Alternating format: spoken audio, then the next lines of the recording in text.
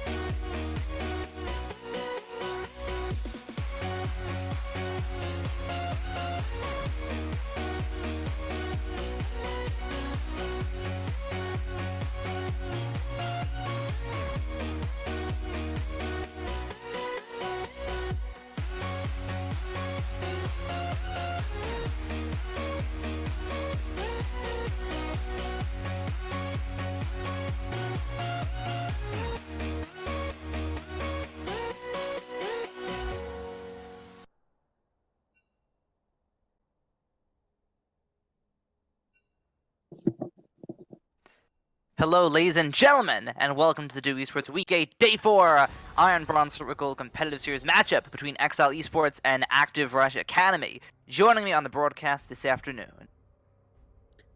It's me, Vanish. What is going on, Duo Esports? How you doing, Shuno? I am doing excellent on this matchup here. Pretty close one between Exile Esports and Active Rush Academy. Both teams are pretty close to each other in IBSG. Who do you think has the edge? I missed that. What did you say, Shuno?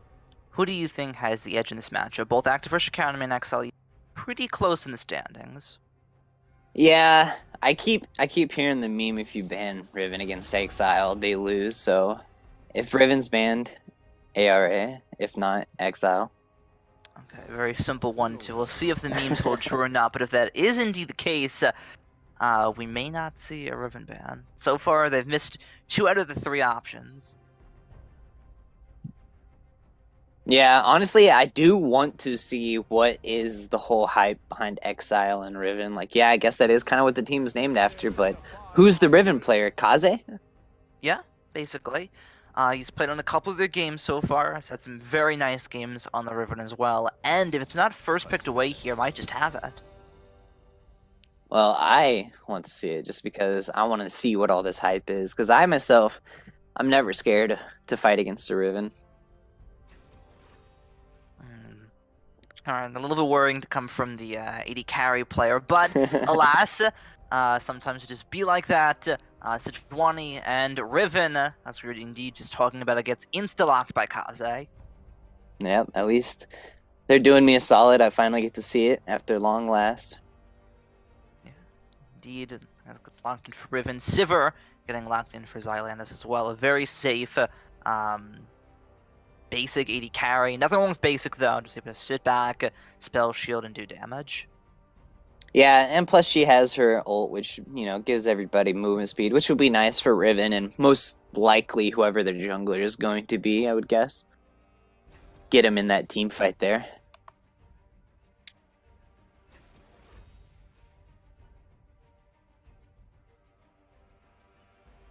Yeah, definitely. So far, we're getting pretty close to the second stage bans right now. One more pick from Nona. Morgana will end up getting locked in. What do you think we'll see for the bans now? So I do want to see... Well, I feel like Exile played this pretty good because obviously we've seen some Morgana mid, so it can be flexed mid or support. So I'm not sure if they just do double jungle ban and just, you know, take whatever. But nope, they're actually not doing that, so disregard there. That's what I wanted to see, but we didn't get it. Not quite going to target a little bit of Nona's champion pool here. Has played the Vladimir to great success in the mid lane, so all in all, I think a pretty decent ban. Oh yeah, for sure. It's still a smart ban. Just Crusher the bomb, play Hacker on top? Maybe. Maybe. Hacker on top's been rising up a little bit more as of recent. A shame that we won't get this game. Yeah, actually, TSM just played it in their last game there. I wonder how that one went for them. Alas, They won. They won? Okay, well, all in all, fair enough. Xylandus is going to hover his pickup right now.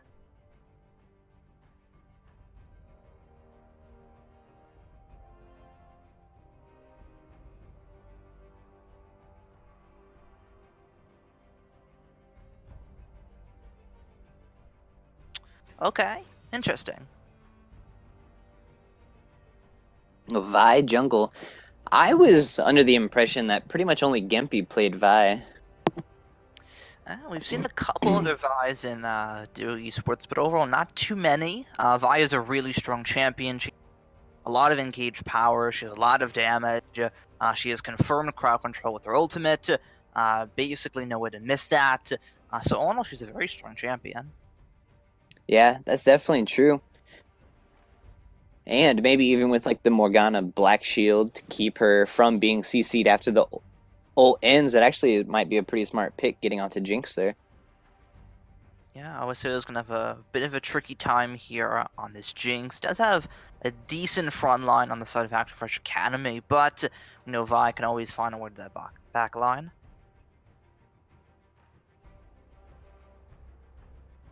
And it looks like it might be that Morgana support. Nona blocking in that Orianna. Yeah, it definitely looks like the case. We have both of our teams lined up right here. Champion select effectively being finished. Let's start talking about this top lane a bit. You're excited to see the Riven here from Kaze as it slipped through the pick ban. Ornn into Riven, how do we think that goes?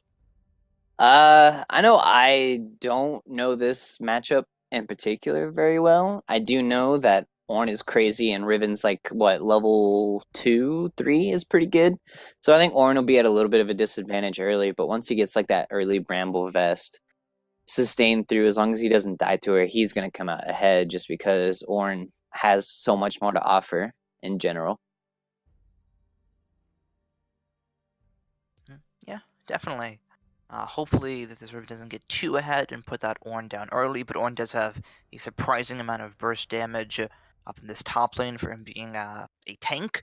So all in all, will be an interesting match to see how it goes. Let's skip down to the mid lane super quickly. Swain versus Orianna. So we actually saw this matchup, what was it, yesterday? And it was like EGA versus Sad Boys, I believe, yeah. And it was that exact same matchup. It was Swain versus Orianna.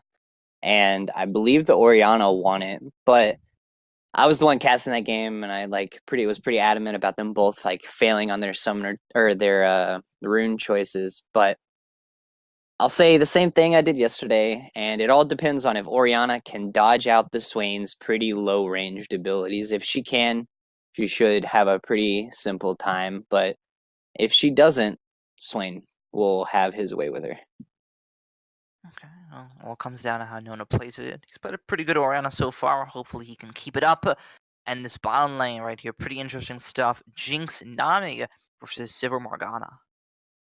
Yeah, so Jinx is fairly well known as not really having such an impactful early game / laning phase, but she just pops off when it comes to those team fights, getting those AoE rockets off with her Runaz and Infinity Edge combo. But she does have the Nami there to keep her safe and sustained through the laning phase, and it's probably just going to be Sivir just shoving in and waiting for ganks, really. Alright, pretty fair stuff. They can't do too much against Sivir Morgana. You have the double spell shield, pretty nasty stuff. Not that there's too much spell shield to begin with out of Nami and Jinx, but still, overall pretty effective. Very effective, in fact, against Sejuani. She'll have a bit of a tough time getting in this bottom lane, which now brings us up to the jungle matchup. Sejuani versus Vi. Who do we think wins, and where do we think both of them are going to focus? So both junglers are what is considered like quote unquote farming junglers. Where what I mean by that is they both usually wait until level 3 to start ganking. Like their level 2 is not that impactful. And pre-6 Vi, like usually the whole meme behind her is you have to burn flash on first gank to get a successful gank off, and if you don't, then you fail. That's obviously not necessarily the case because many things could be a factor, but Sejuani does have a much easier time ganking pre-6. So I do want to see Vi focus mid, specifically pre-6, if Orianna can win that matchup, and bot lane post-6 for the Morgana engages. And I want to see Sejuani shut down that Riven in particular. Yeah, will be something for us to keep our eye on. This top lane matchup, very impactful. Kaze having his Riven. I think all in all, I think if I had to pick team comps that I'm a little bit inclined to be favorited towards, it would be Exiles. Yeah, I would agree with you there. I would say that Exile does have the advantage. Just because like you can't really just count Orianna out unless she just gets shut down and just never does damage. You always have to pay her a wider amount of respect, and you just cannot be grouped up. But sometimes that's hard to do with the Vi engage, just shoving everybody out of the way and just like getting back in that backline, which is just literally a free delivery for that Orianna. Yeah, definitely something that the side of Activision Academy are going to have to be pretty careful of. Right now, they're sitting at 6-6 and standing, so Could ask for better, could ask for worse, but they're doing okay against Exile, one of the top 4 teams, though. They're gonna have to put on their A game. Yeah, for sure. And I'm hoping they do. ARA has proven to be a pretty formidable team in the past, so hopefully that is the side of ARA that shows tonight and not the one that has some struggles going through there, because it really does seem like they have a 10-man roster and every now and again they just, you know, switch out for the very macro players, or sometimes they'll just switch out for the not so good ones. Yeah, every now and then they want to play good, and other times they want to play bad. Completely up to them. Game here, I believe this is also Crush the Bomb's first matchup as well in the IBS GCS, so very interesting stuff to come through. Yeah, for sure here. So we will have to see how the early game... Like I said, both junglers, they can't really gank, like, you know, pre-level 3. So I wonder how that's going to go down, because really, Riven is the only champion that has enough damage early to, like, be useful pre-level 3, basically, to set up for a successful, you know, quick gank. Yeah, definitely. While we're at it, seeing how we're still in a very slow part of the game here, you mentioned how the last time we saw Swain versus Orianna matchup, you were a little inclined to question the summoner spell choices that the players have, or some rune choices the players have taken. We have a spell book on Swain and summon area on Orianna. How do you feel about that?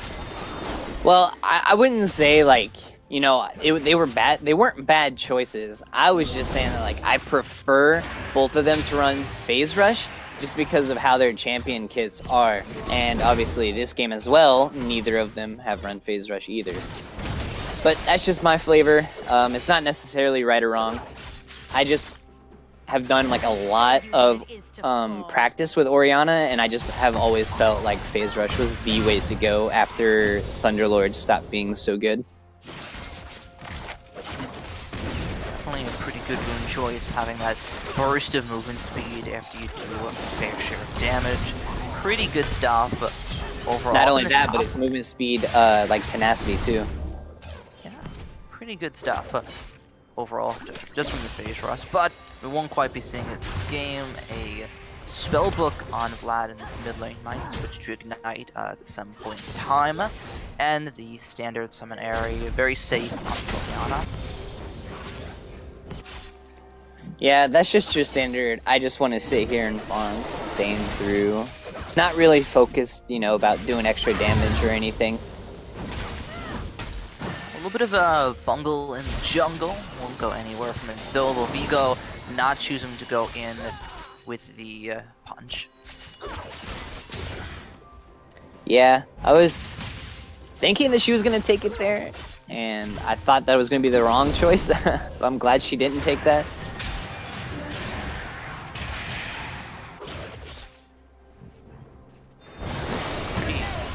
Interesting stuff. The bot lane getting poked at a little bit here, but that is the advantage that OSO and Centaur do indeed have in the matchup.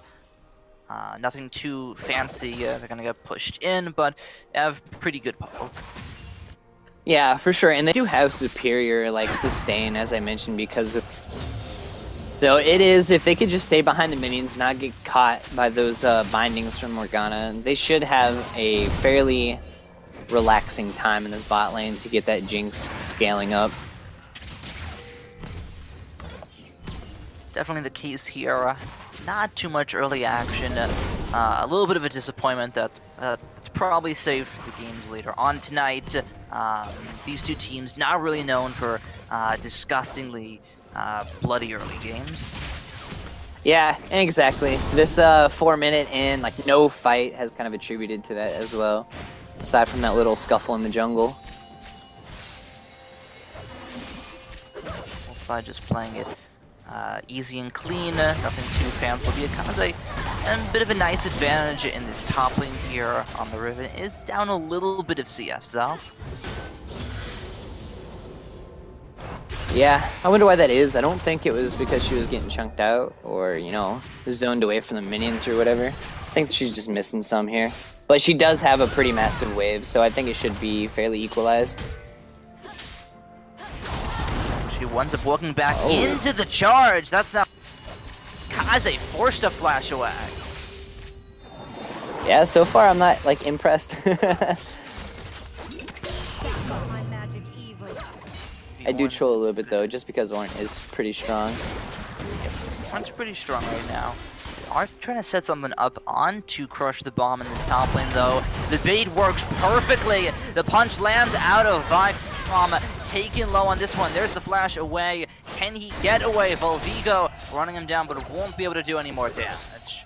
And Vi also flashed for him. Like I said, you basically needed to just like, her first gank is so to just get, you know, completed unless there was like a perfect setup. And unfortunately, Riven was on the retreat pretty much that entire time. And had already burned flash, so had no real way to get to Ornn after he flashed away. Yeah, a little bit of a half and half out of ARA Esports in the top lane. Crushed the bomb and doesn't have his flash anymore, but he is just going to make this safely following the turret. Yeah, and he will be quite happy about that. He now has the Warden's Mail, so that should help him quite a bit. Which is a pretty good smart buy against Riven. I said Bramblefest because that's usually what I would run against a like a heavy auto attacker based top laner like Riven or Jax. But Warden's Mail is also smart. Although a talented Riven player, as I'm sure Kaze is with his mastery that he had there, I'm sure he knows how to auto attack cancel, which has nothing to do with attack speed at all. Well, hopefully, but we'll see how well the Riven pans out. Has indeed had a bit of a rough time against Ornn so far. Will not be able to do much against him under the tower. Crush the bomb is winning that trade up in the top lane. Yeah, Caulfield's Hammer versus Warden's Mail. It's quite a big difference there. And even though she can like auto attack cancel and weave her abilities through, it's not going to mean much because it does have that early armor and she doesn't really have the damage to back it up yet. A little bit of an interesting situation to be in. Albeit, let's talk about Vi a little bit so far. Sejuani, we haven't talked too much about Clark Knight on the Sejuani pickup here. Where do we think he's going to focus? Well, before we get there, looks like we have a scuffle here. A little scuffle off bot, a little scuffle back up top. Also in the mid lane here, looking pretty close. Back up top though, Kaze taking very low, ends up using the Blade of the Exile defensively. Back towards mid lane now, Fallen Pervert taking low. What? Nona in a little bit of a sticky situation here. The barrier keeps him alive for a few seconds longer. Fallen Pervert about to be able to get the kill. No, he doesn't! Volvigo comes in, and that's going to be the first blood turnaround coming in from Exile Esports.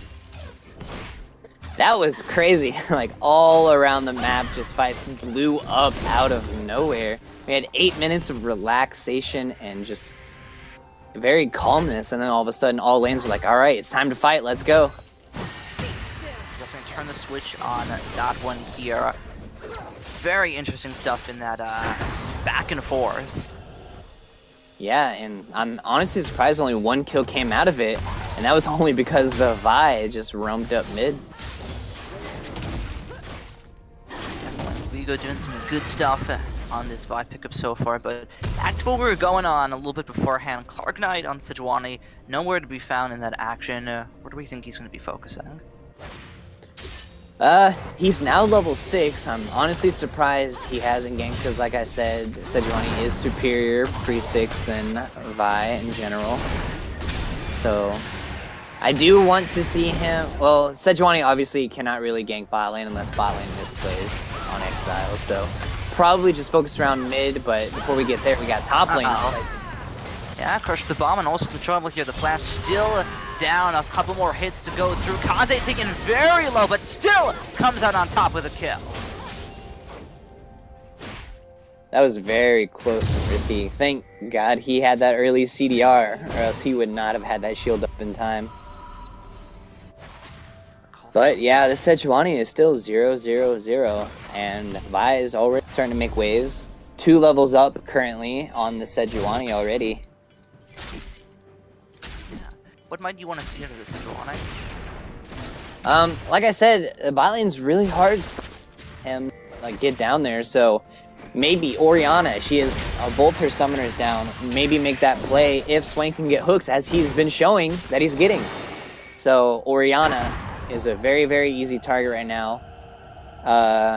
His top laner has been smashing this Riven and is soaking a lot of presence, so maybe he can counter gank, get that 2v2 where Ornn usually has the advantage already, and they can easily win a 2v2, shut down this Vi, shut down this Riven, get Rift Herald, and start breaking the turrets up here. Definitely kind of hang around this bottom lane. Not gonna be able to find much. That though, they'd have to have a baited engage on the side. Dramatic Rush Academy, a double spell shield being very, very powerful here in this bottom lane. Yeah, for sure. And it is honestly quite a powerful lane. Everybody knows that the whole AFK mechanism Morgana has. And Sivir is just a really, really strong AD carry right now. And as you said, she is fairly basic and simple. You just farm up with her, you get those crits, and you just run at them and auto attack. And plus the scaling on her Q is just absolutely ridiculous. Definitely some great late game damage in that Sivir pickup of Xylandis. The dragon is getting focused down here. Doesn't look like it's going to get sniffed out. Yeah, they haven't really been warding down there too often. Obviously, the Vi has been focusing top lane, and she's in top lane again. It looks like she is coming up for a gank. Yep, focused on again. Kaze again taking pretty low, but we've seen how these ganks have gone before. The Ornn ultimate misses, flashed away by Kaze, and he manages to pick up the kill with the second half of the Blade of the Exile. Yeah, at least they do get the Mountain Drake for their troubles here. But that's not much of a return, because this Ornn is starting to fall quite behind on this Riven. Yeah, interesting stuff. Flash blown by Gamer on the bottom lane. Maybe a little spooked by the Jinx Nani lane so far. Yeah, and I do want to say that the Jinx and Nami have been doing really well to dodge these Morgana bindings. That is their only real way to fight back, is through this Morgana. And they're doing really well to just not make that an option for them. And the Jinx's CS lead is to attribute to that. Yeah, also pretty good CSing so far in this bottom lane. Decent bubble out of Centaur, lands with a Black Shield follow right afterwards. We'll be able to repel that. A little bit of a quick damage exchange. Yeah, I kind of wanted to see Centaur start up his ult before the bubble, but obviously he wanted to make sure he knew he landed it. If he would have had some confidence in himself and primed the ult and then land the bubble, then that for sure would have been a dead Morgana before he even had a chance to Black Shield there. Definitely want to be pretty hot stuff, but we won't quite be seeing it out of Centaur. Again, the Sejuani pickup here out of Clark Knight. He's gotten a dragon so far, so that's something, but sitting at triple O once again. Yeah, and he just keeps, like I said, I want to see a 2v2 top lane, because every time Vi comes up there to gank, Riven has like 200 or less HP. All Sejuani needs to do is just show up, and either the gank is done or they win the fight, hands down. Vi cannot just shred Ornn as fast as you think. And oh, actually, there she is too. Looks like you might get what you want to see. The Sejuani ultimate ends up missing out of Clark Knight, so Kaze able to escape. Yeah, that was just unfortunate. Sejuani should have just threw her ult like straight down the middle of that choke point, because there would have been literally 0% chance that it missed had she have done that. But she like threw it just like right along the edge of that back wall, so Riven was just able to wiggle out of there. Yeah, now in towards this mid lane here, Fallen Purpur taken very low and taken out. Nona with his first kill of the game. Yeah, he's going to be feeling confident about that. 1-0-1 Orianna. That's never good. Oh. Yikes. Spooky stuff in the bottom lane, but the rocket ends up missing. Yeah, the double shields is always, man, hard to deal with. Especially when all you're doing is just slinging your R there.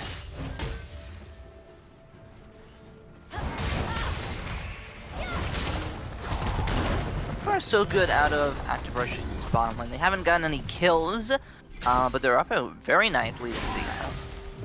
Yeah, you don't really need to have kills, especially if your AD carries that Jinx. If she can go even in this lane, she is obviously more of a damage threat in team fights. However slightly than Sivir. Sivir's more of a press R and, you know, just like auto attack people and throw your Q out. Whereas Jinx, she can just shred multiple people at once and she has insane DPS.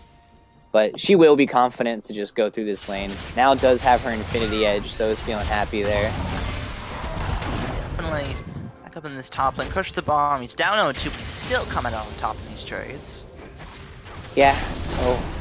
Oh no, that's not what you want to see. Fallen Pervert does level 6 focus down by this Vine. Nona picks up the kill to boot. Now Clark Knight back in trouble. He's better go down as well. Flashes the Orianna Q and barely gets out. Yeah, if Vi would have been the one taking the turret there. Oh, before I even go on anymore, it looks like Crusher might die here. Crusher might die. Flashes away. Just barely able to escape. Clyde could die here too. If Orianna flash QW. If he walks up for the minions, he could be in trouble. Q ends up missing first time around out of Nona. Could look for this. QW shockwave! The ultimate underneath the tower, but Nona will be able to escape. Yeah, that was very greedy by Clark just to try and stay there, and I guess soak up experience is what he was doing. That's an Orianna with the Luden's Echo. You should probably respect it a little more when you have, you know, that little of HP. Definitely something to go back and jot down a notebook. He got both of the summoners out of Nona, but still ends up exchanging his life for a third kill, and now on the Orianna. Yeah, and she might actually think of potentially upgrading her Dark Seal to the Medjai's here, because she is doing fairly well. It does have 7 stacks on it currently. If she can get that up there to 10, I think she's going to upgrade that and just go for broke. Might just end up doing so. However, the one thing that Clark Knight's been doing pretty good so far this game has indeed been his Dragon Control. Infernal Dragon, 17.5 minutes in.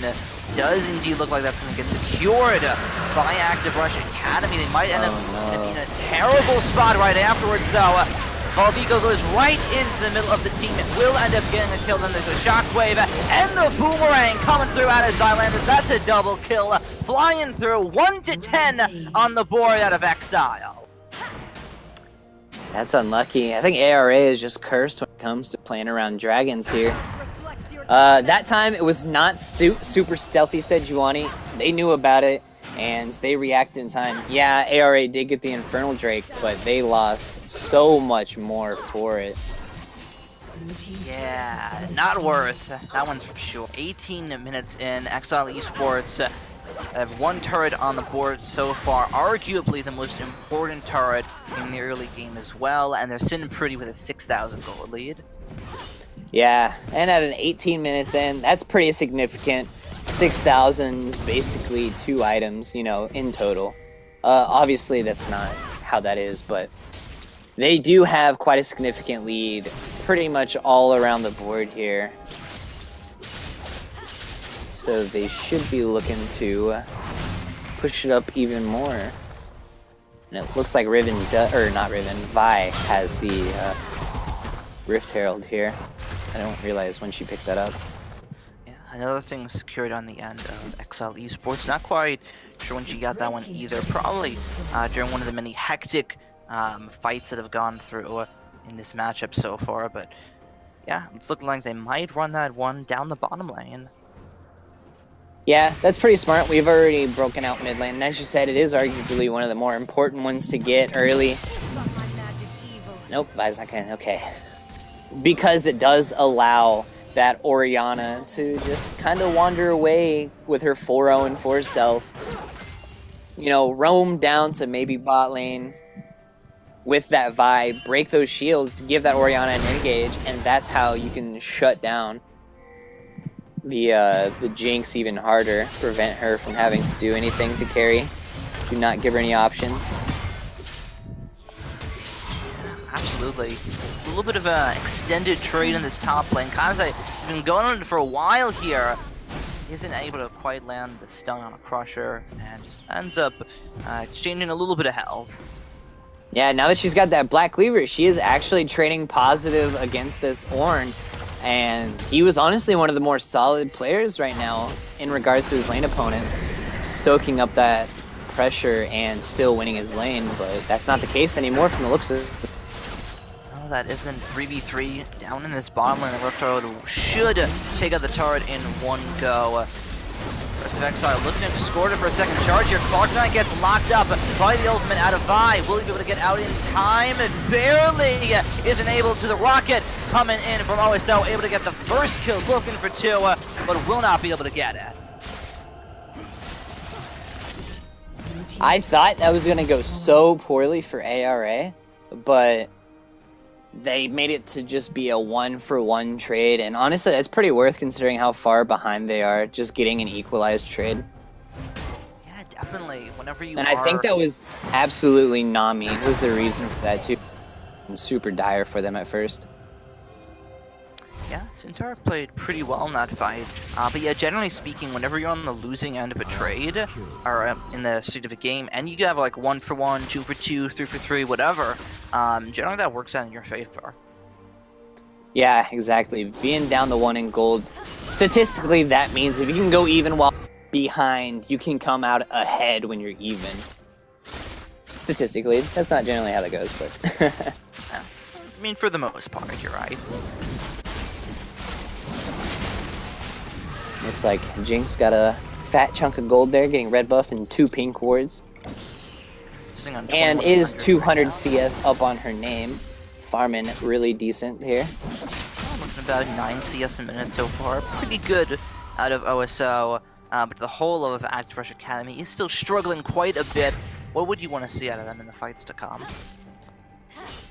So we haven't seen Riven join in the fights here yet. Will probably happen soon enough because she is hanging around here with her team now. But they need to just stop this Orianna before she can have a game-breaking ultimate on her carries and keep Jinx alive to do her DPS. If they can do both of those things at once, they have a very, very good shot here. But that is also a pretty tall order in retrospect. Teleport coming in out of Crush the Bomb. We're looking to force this Infernal Joy, but this has gone sour for Active Rush Academy. Again, Kaze on top of Fallen Pervert. The Dragon still focusing down Exile Esports, but it doesn't matter at all. OSO up in the front line. That's not where you want to be. OSO trying to get something, but flashes into the wall. May end up killing Volvigo. Does end up doing so, but now trapped in the river against Kaze will end up falling. That is going to be a 1-for-3 in favor of Exile Esports. Yeah, that honestly is to that whole fight. If this was an even game, Exile would have lost that hands down because Orianna only ulted the 2 tanks. Like that was it. Just ulted the Sejuani Ornn. And if this was an even game, that would have been disastrous because Jinx would have just like ran in there, almost did anyway, and just wiped the board. That was kind of unlucky that it didn't happen, but if she would have had a little bit more damage, that would have been a quadra kill for sure. Would have been an equal fight, and as we said, since they're down, that was a good thing. But that's not what happened, and luckily, Orianna did not throw that fight there. Yeah. Some pretty close stuff out of Exile, actually. There were blinking red health bars come the end of that fight, but OSO not quite able to clean up that either. Yeah, and considering they are still down, you know, almost 10k at this point. It's about 7k, or 6.5, I should say. And Jinx is still quite a formidable challenge. Was fairly safe, so maybe next fight, if Orianna does the same thing, and maybe if Riven, they could peel off the Riven a little better here. This Orianna, or this Jinx, sorry, might actually be able to carry here and get that win. Yeah, might be able to do so. Active Rush Academy just gone for objectives at the wrong times. This is not the first dragon that they've slipped up a little bit on. Yeah, exactly. And now that Exile has the Infernal Drake to their name, getting that first dragon bonus, they should be quite happy because they are in the lead, and everybody knows it's rough to deal with when you're behind. Need a bit of a bottom lane push. Here it is, just falling perfect on his lonesome. Has to be a little careful against this Vi. Tidal Wave comes through. It sucks Nona back into the turret. Might be able to secure and kill. The bubble landing as well under turret, and falling perfect picks up his first. Centaur here came in clutch there, giving Swain that big shutdown gold. Just CC chaining him 100-0 under that turret the whole time there. That was definitely a good play by Nami. And ARA vs Academy able to pick up the middle turret as well, the second mid turret. That's definitely good for the comeback dream here. They did stem almost half of their gold down there, so that's definitely a good thing. Equalized in turrets too, so what was that? Oh, okay, giving the Jinx the Molten Edge. I was like, what was happening over here? A little bizarre, but just ends up being the Molten Edge. OSO will deal with the wolves quickly. Yeah, he even started recalling, and Orange just like, you got it, dude. Canceled the recall because the wolves aggroed on Jinx. Yeah, extra CS. They're trolling here. Oh no, you hate to see it. Alright, so nonetheless, this game looking much better for ARA vs Academy. They're in a nice spot. Crush the Bomb should be able to just walk this one out. He's a very tanky Ornn, has the Sunfire and the Frozen Heart to his name. This is going to take a little bit low against Kaze, who might be able to clean this one. Oh, this is 20 for that Dark Knight misses, so Kaze just able to get away. Oh, Jinx, what are you doing? Oh no, that's not where you want to be. OSO gives over a pretty big kill, and the rest of XL Esports is just going to run down this mid lane. Yeah, both Riven and Jinx misplayed there. Riven, well, I wouldn't say Riven misplayed. She did do really well, use the Death Stance and the Black Cleaver to shred through the Soren's HP. But she did miss her ultimate, throwing it like completely at the wall, even though she's already at the wall, instead of at the Ornn's turret. Kind of got a little hypey there, but not nearly as bad as what Jinx just did. Like, why did you go up there to try to poke him down? You know that was an Orianna. You know you didn't have flash up. Just yikes. You're supposed to be the carry here, basically. Cannot be misplaying like that. Yeah, definitely something you don't want to see. It is going to give Exile another tier 2 turret. Yeah, going to back off pretty safely after seeing Fallen Perfect. He's got the Ghost on. It's pretty quick. Yeah, using that unsealed spellbook to his advantage to get around the map there with the Ghost. Looks like another Infernal Drake is on the map, and it looks like it will be going over to... No, actually... Oh, wait, what? Fallen Pervert steals the dragon! You didn't see that one. If I was Vi's team, I'd be spam pinging that smite. Unlucky. So that's one way for ARA vs Academy to back in this game. Second Infernal actually going over to them. Yeah, and a 6k gold deficit is much less important at 30 minutes as it was at 15 minutes last time they were down 6k gold. So they actually might have a fighting chance to come around here as long as Jinx can continue to position correctly. Can I say continue even though she didn't last time? I don't know, I'm gonna say it. Yeah, sure, we can go with it. It's definitely something that should start happening if you're on the side of ARA vs Academy. Yeah, and Sejuani is starting to have a little bit of HP on her. She definitely needs magic resistance though to survive against this Orianna.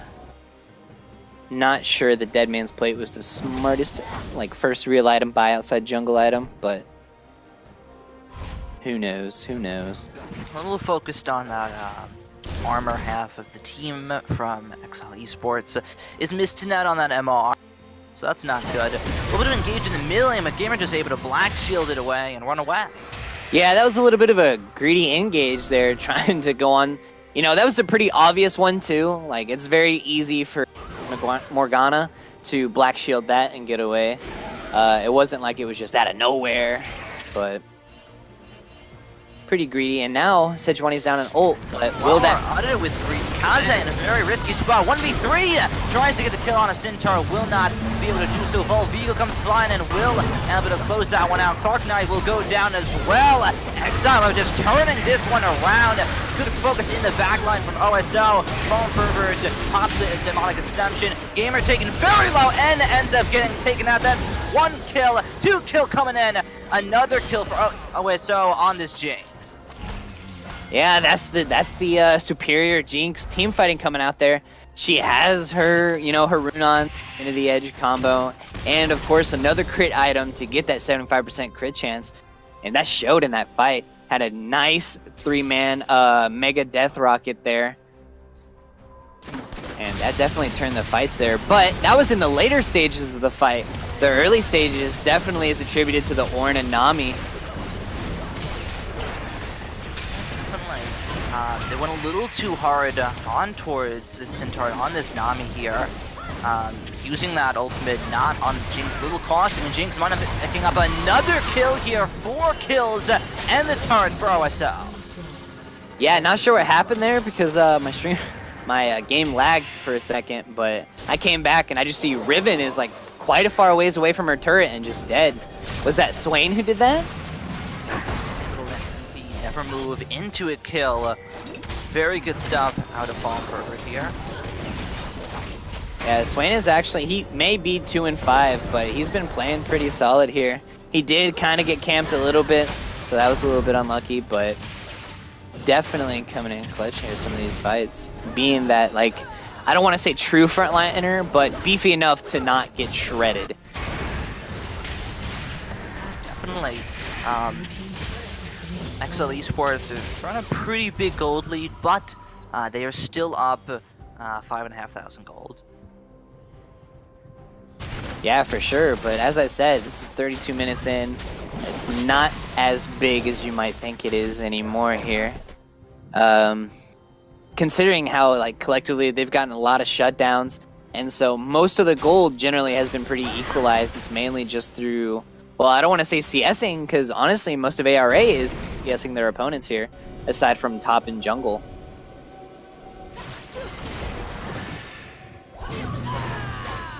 Yeah, so far, so good. Activerse Kami have been playing the fights a little bit better now, so they're picking up to speed. Jinx going for a little bit more damage with this Bloodthirster on the way. Scruffle down this bottom lane, but shouldn't go too far. Kaze looking pretty deep for this one. Here's the charge, ends up missing the Blade of the Exile. Call of the Forge gotta come through, but that also ends up getting nuked out by Kaze. Both top laners dodging the other pretty decently so far. The Rocket's gonna go wide as well. Yeah, all the R's that would have won the fight missed. Kind of unlucky. But it looks like they will just back off and continue doing their thing. Oh no, Gamer might have gotten freed a little bit for the ward there. He'll get taken very low and taken out as the fight starts. The shockwave onto Jinx. Will they kill OSO? Yes, they will. That is a massive lead in favor of Exile Esports. They're on the run, and it looks like they might just be able to get away as well. Yeah, that was Exile's fight to lose because Nami did get super hard caught out there, but I don't know if that was Jinx's get excited that he couldn't, like, control or what happened, because he just ran into the enemy team once again and paid dearly for it. Yeah, a little bit of questionable positioning out of OSO. Ends up eating the shockwave and the Vi ultimate to the face.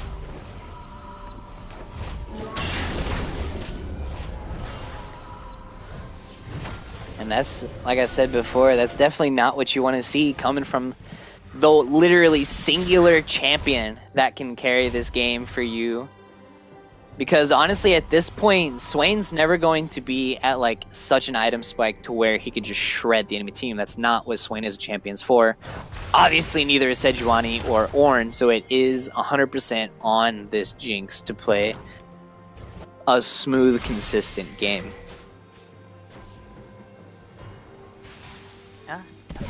here. OSO is back up. Both of these teams beating a little bit around this Baron bet. Yeah, they're kind of just like looking at each other, trying to prepare for it, see who makes the first move. Because some might say the first move wins, but other people say whoever makes the... Just depends what's going to go down here. And honestly, I feel like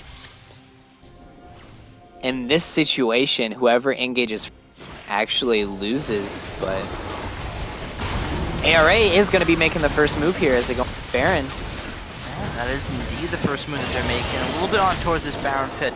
Not going to fully commit to it though, as Exile Esports are able to react. Yeah, as someone in Twitch chat just said, Orianna did actually get that Magi Soul Stealer that I said she might do early, but it's only at 2 stacks now. Was previously 404, but is only 528 now. It's dying twice.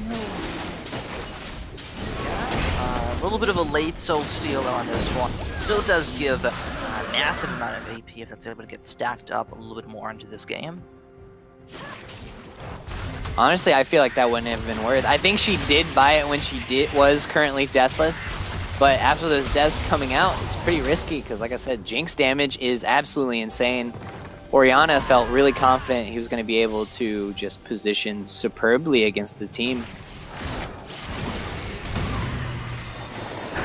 Definitely some a bit of a risky purchase, but an equally risky Baron might just end up getting started up here on the side from Macbush Academy. Not going to be feeling that.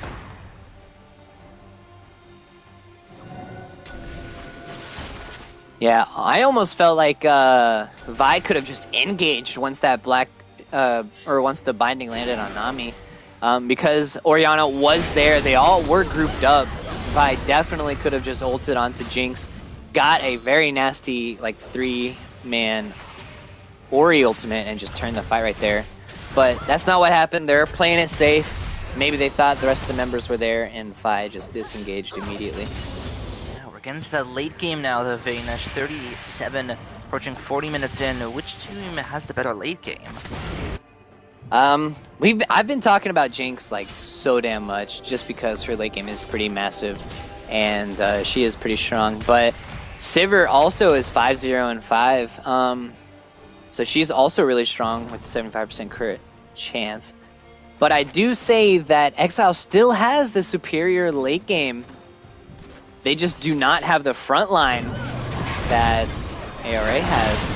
No, well, but ARA about to lose their front line in an instant. A double kill coming in for Kaze on the Riven. He's going to get taken down right afterwards, though, the front to back.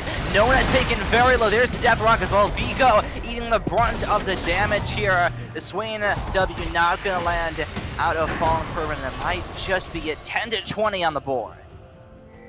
That was another fight that was looking super dire at first, but it just turned around. I thought ARA was just going to get wiped off the field once Kaze got in there and just shredded the tanks down. But no, Jinx was able to stay full HP, stay completely safe, and was able to just do that DPS thing. Definitely, it's really a question if they're able to get to OSO on this Jinx or not. Is sitting at 4 deaths, so a little high for AD carry, but if he's able to free fire on these fights, then that doesn't really matter. Yeah, exactly. And we've already mentioned a couple of those deaths on this Jinx were completely and utterly avoidable, like 100% without a doubt avoidable. Would have had a much better looking score here, but still cannot discredit it. I'm actually starting to think that like this Sivir has such a great score and no deaths, but I think she's just playing too safe at this point. Do you think the same? I mean, Xylandis isn't dying, which, I mean, I think as the AD carry, that comes first. But I do see where it's coming from as well. Generally speaking, he's not getting hit by these engages. There's not too much he has to worry about in the fight, so... yeah, I see where you're coming from, but I think the way he's been playing it so far has been fine. Yeah, I do want to attribute it to the fact that ARA is, as I am, focusing on this Jinx, making sure to stay alive. So Sivir doesn't really have a threat to her, right? Because ARA is pretty short ranged and is playing really far back, so Sivir is just able to just sling the abilities, stay deathless. Orianna should, in theory, be doing the same, but does have a couple deaths to her name. As you said, it's whoever pulls the trigger first might just be on the losing end. Be very careful. This bottom lane Fallen Perfect getting jumped on by Kazi. Both the teleports down here in this bottom lane. We'll see how this 1v1 goes in favor of Kazi. He's absolutely ripping through Fallen Perfect, and that is going to shut down. Yeah, Spear of Shojin, and after she got those 3 autos in for the Black Cleaver to shred his armor, he just vanished. Absolutely vanished. God damn, Riven absolutely loving it in the 1v1 against the almost armorless Swain here.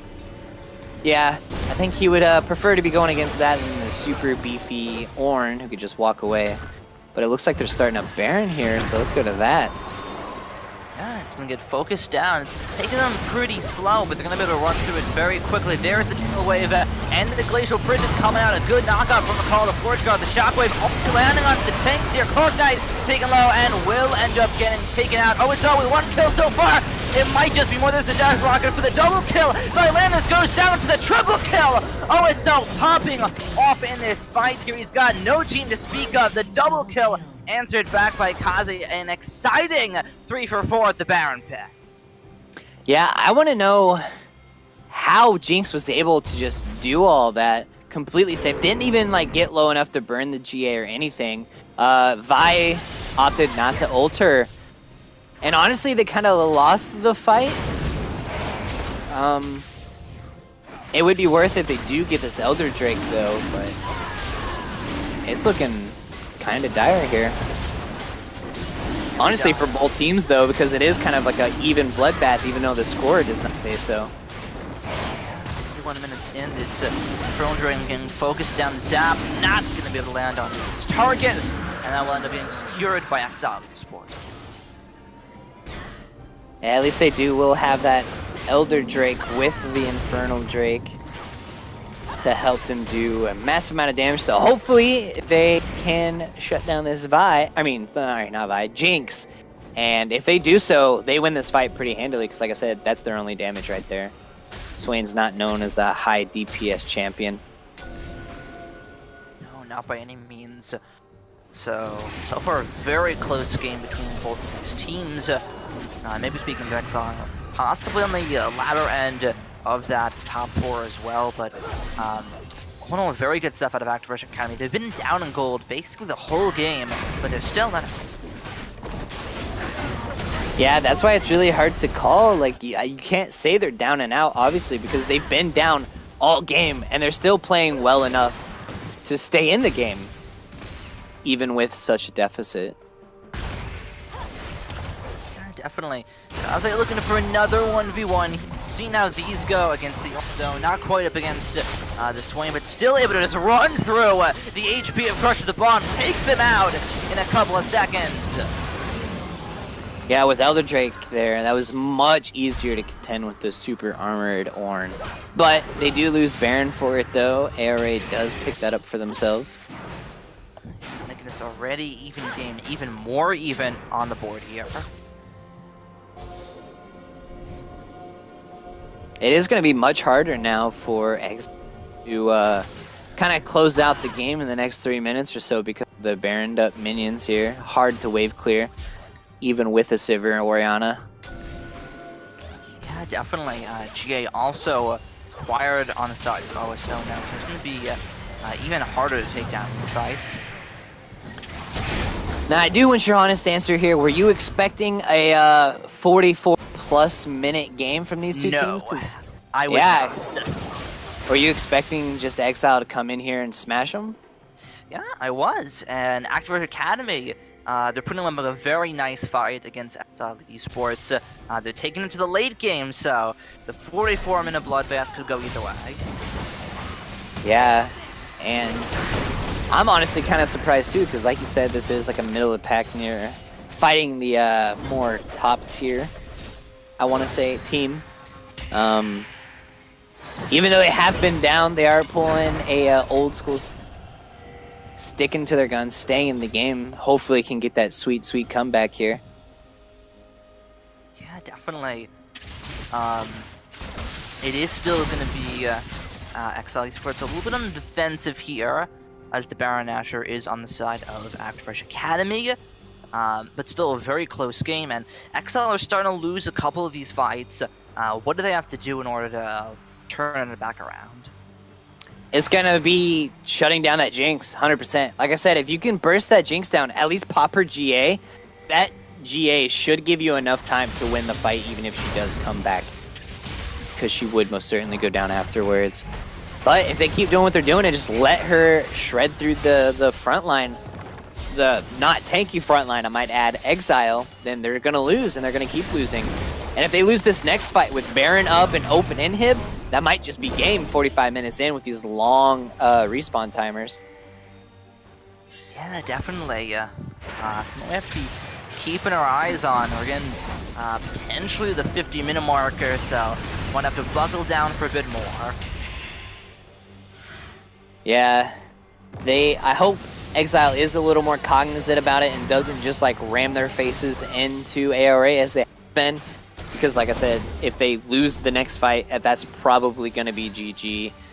But if they win the fight, they can't close out because they have no Baron, they don't have any positive map pressure on any lanes, and do not have an open inhib. So they do have towers to go through as well.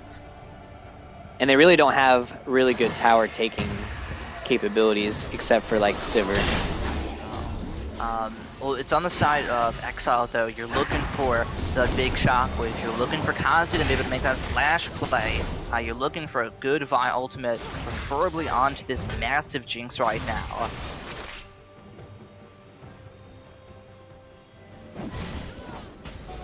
Yeah, it is kind of unfortunate. Vi had to opt to go full tank after such a good early game. She did get Warrior and Triforce, thinking it was just going to be a stomp. Did not turn out the case, so had to go. Her next 3 items were tanky. So significantly less damage, I should say. So she is just going to be an ult bot here to just soak up as much DPS as possible, survive as long as possible before Jinx get excited.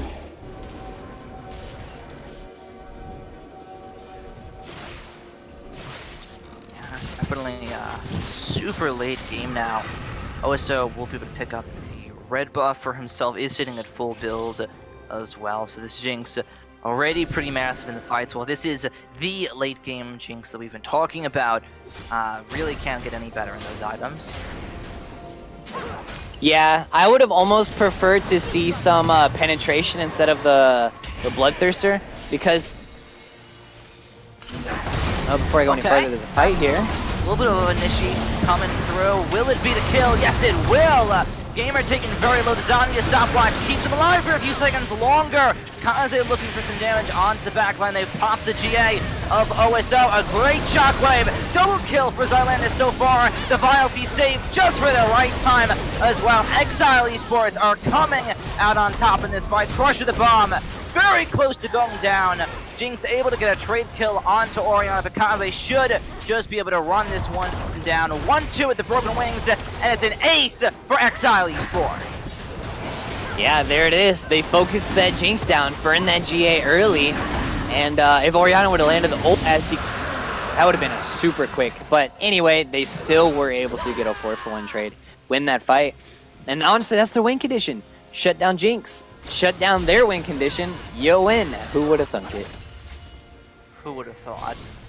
Death numbers are still pretty high right now. Clock Knight's going to be up, but he definitely can't do anything against that strong 4-man Elder Drake of Exile Esports. So looks like the inhibitor at bare minimum should be secured here. Yeah, as I said, they weren't in a position to just end the game the next fight, but they do get an inhib. Most likely can, at the very least, to get some ward coverage down on this now spawning Baron. They do get an extra turret in top lane. And an even game just turned on its head once more to the other team here. And now that Jinx has her GA down, And now that Exile realize, hey, And they're gonna reset. killer. All right. Very nice. So let's bring up some records out here, because we've hit the 50-minute marker, and this is late game, and of course some records exist as well. The longest game in Duo Esports history, I recall being, I think 55 or 56 minutes in. Season 2, we had a 55-minute game between Frost Esports, and Season 1, way back when, we also had a pretty long game. So will we be able to hit a record-breaking 56-something minutes finish? I want to say, so we have, you said like what, 7 minutes or 6 minutes Basically. before the record's broken? I don't think so. I feel like both teams can definitely, if they like have a fight right now, the game would be ended before 53 minutes, most likely. Just because of how the map situation is and how much damage they can do. But if both teams play safe, we might actually do have a record break here. We might. Baron Asher still on the table. Exile could just run it down right now, but they're not quite feeling that. They don't want to throw at this Baron Asher pit. Playing it safe, letting the side of Active Rush Academy recover with a little bit of vision, even though they already have full control. Yeah, I'm honestly surprised they're not like just shoving in top lane with this one person like pushing mid and get that top lane inhib, but oh, never mind. They're not worried about it. They're starting it up. Baron Asher getting started, and that's not what you want to see. They have no idea that this is happening, and a free 51-minute Baron Asher on the side of XL Esports. As I was about to say, Exile wasn't really like starting the Baron dance at all. They were kind of just chilling there with no pressure around the map, allowing ARA to push mid lane, but ARA just, I guess, just didn't care. They were definitely in position to contest it, but did not for whatever reason. That they were. Oh, so in a little bit of a sticky situation when Kaze might get turned on instead. The Guardian Angel popped early on towards Riven, and that will be the lockup. There's amazing shockwave coming through out of Nona. That was massive. Conley will still end up going down, but Exile Esports 2-4-2 so far. The rocket landing on towards Zylandis at over 50% HP, and what in the world just happened? Honestly, that was just crazy. Kaze, I thought, ended right there. Was going to throw the game, but no. Honestly, Jinx not having it penetrate him. Came back to bite her in the butt there. Could not kill that Riven at any sort of fast enough pace for that Orianna ball to just get in for that nasty shockwave and turn the fight there. Yeah, that was ridiculous. Nona saving the fight. Kaze still down. 30-second death timer on him as well. This game is still going on, Vanish. It's a coin flip. That's what it is. Yeah, everybody's pretty much rounding up their last item here.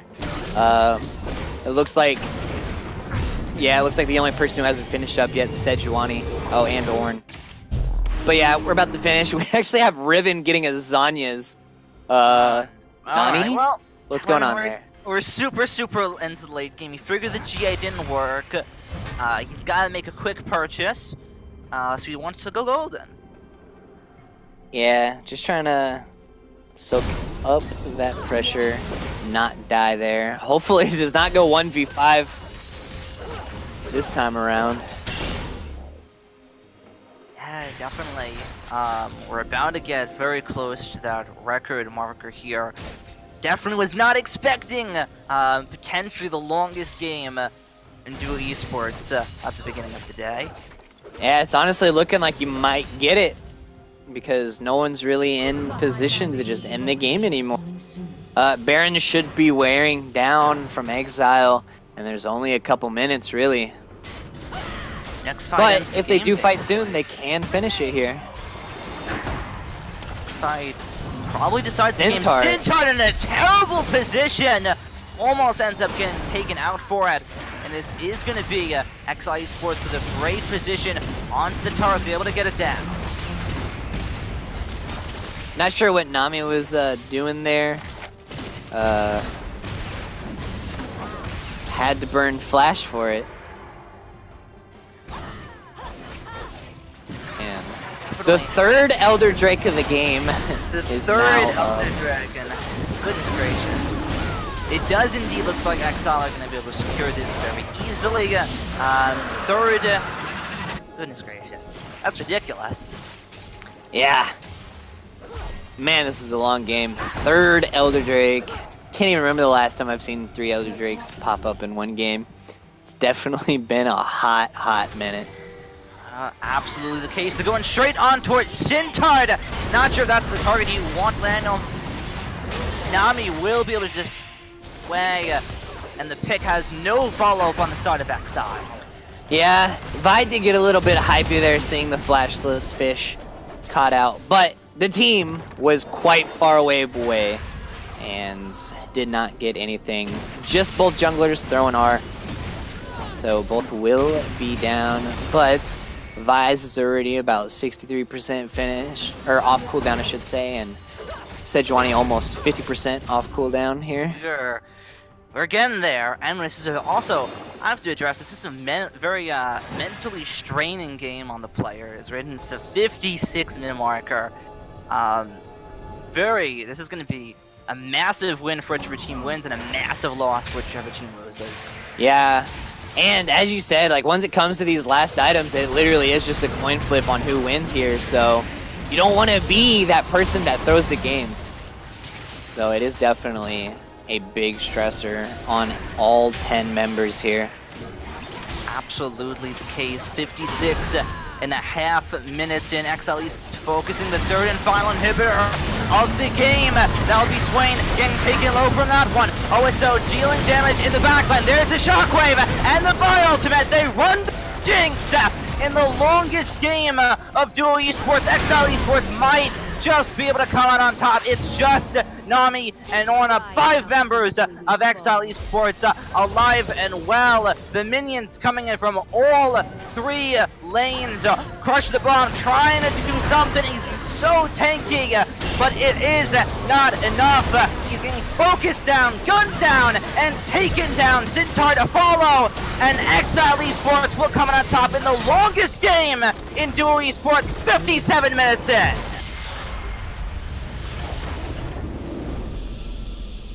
Definitely GG to Exile there. They were finally able to realize, oh, kill the Jinx. And look at that, they won off of it. Goodness gracious. Do you feel like that game really needed to be the longest game in history here? No, it didn't. It really didn't. So, if you're Exile, there are at least 2 hours worth of VOD review in the match. Super long stuff. 57 minutes in, longest game we've ever had. Let's look at those statistics. I do want to mention there's a lot of over 20k gold members on the teams here. Yikes. Definitely over 100k gold per team. Oh, I lied. One team was under, one team was over. Yeah, oh boy. 161 vision score on Sintard. Pretty good stuff, but not quite enough to seal the deal. Yeah, exactly. He definitely did really good warding. Swain almost hit 100 ward score. That's pretty impressive. Yeah, definitely some great stuff out of Exile Esports. They definitely know how to play the late game, to put it one way. But alas, this is just the opening of the Duo Esports action. Up next with the GPCS matchup between Guardian Gaming and the Amumos.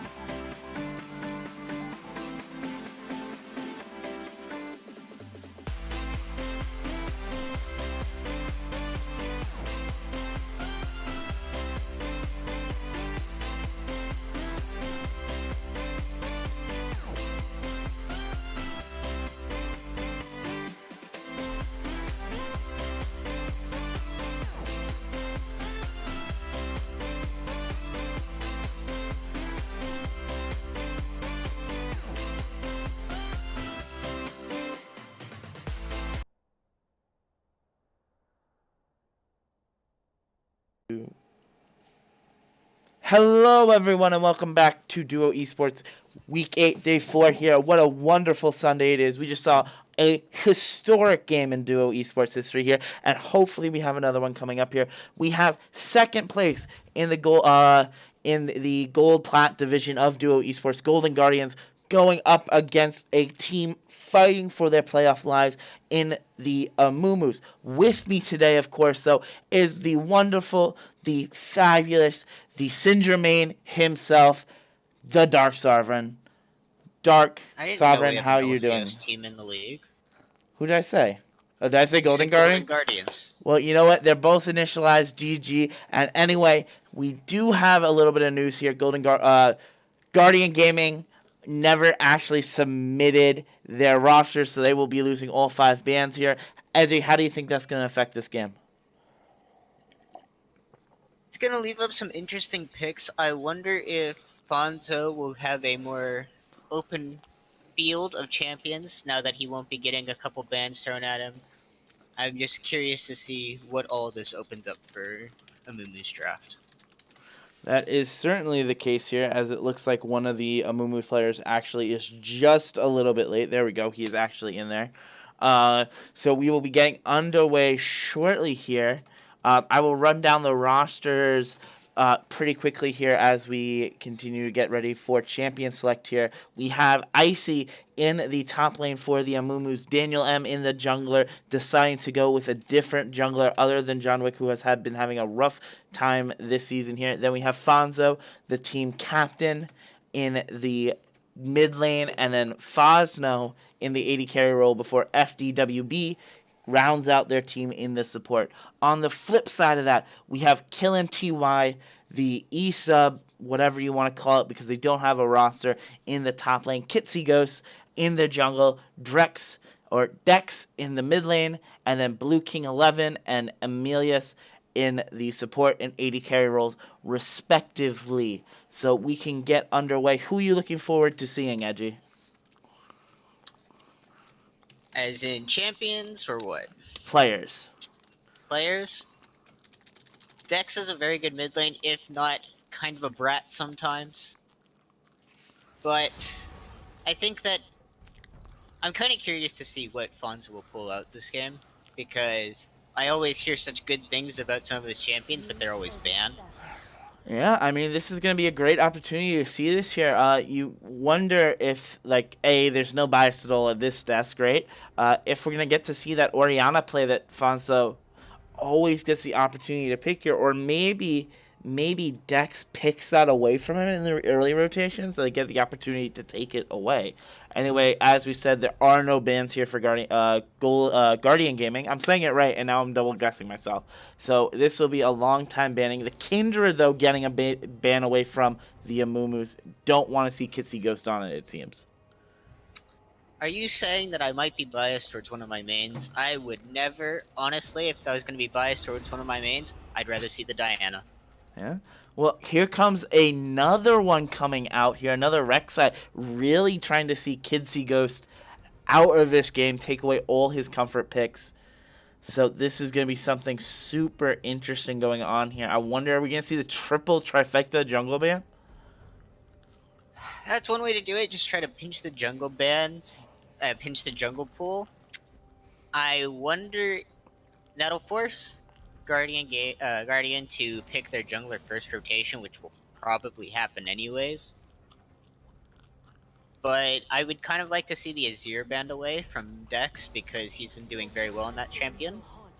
We see Morgana ban instead. Morgana's just a overall good ban to see. It's a very obnoxious champion in both mid lane and support right now. Yeah. But I highly doubt Dex would have been playing the Morgana mid. Yeah. What would you expect Dex to be playing? Dex is a player who picks very carry-oriented champions, like the Azir and just other mages that just you can really pop off on mid and late game. Yeah, that is a good point here, and we finally get... He also plays Redemption Scion, so you know, what am I saying?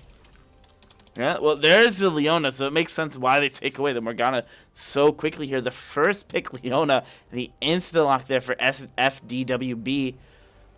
I would have to say that shows a lot of what type of comp they want to go in. This is a very early engaged comp.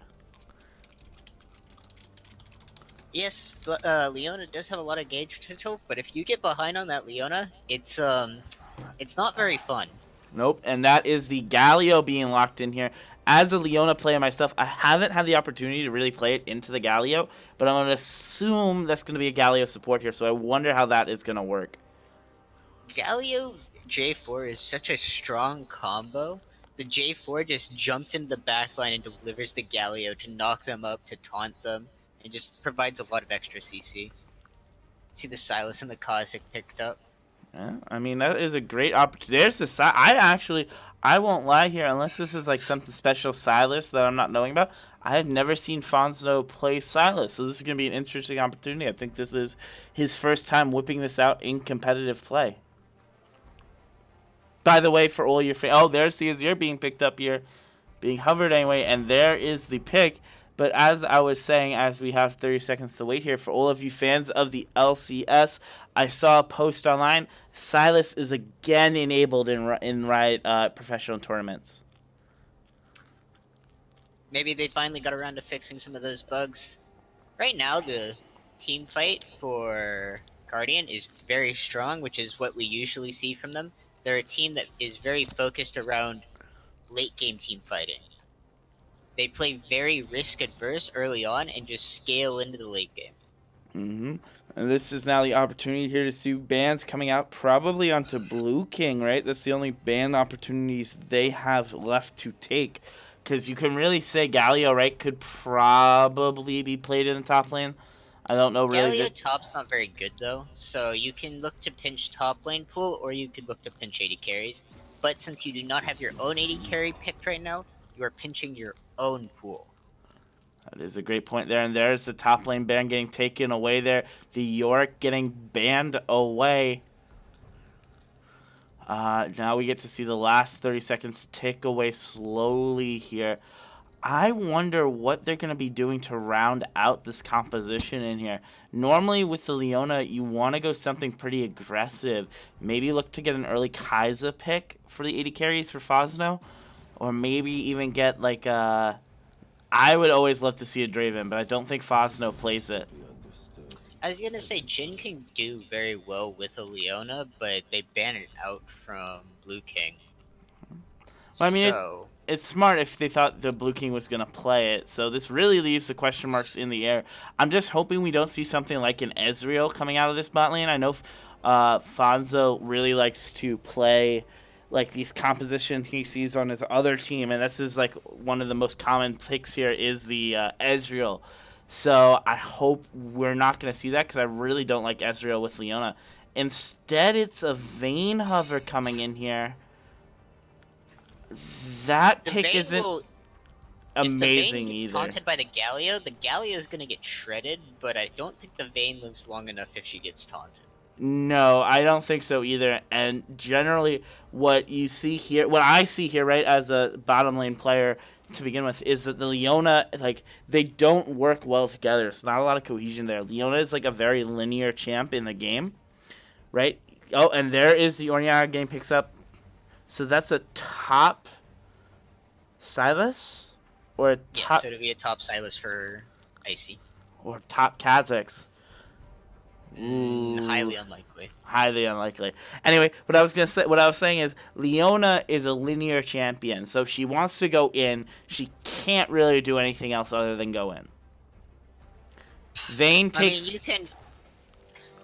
Again, the Vayne pick is decent, especially into the Olaf, because it's a lot harder to auto-attack and throw axes at someone who is constantly tumbling in and out of stealth.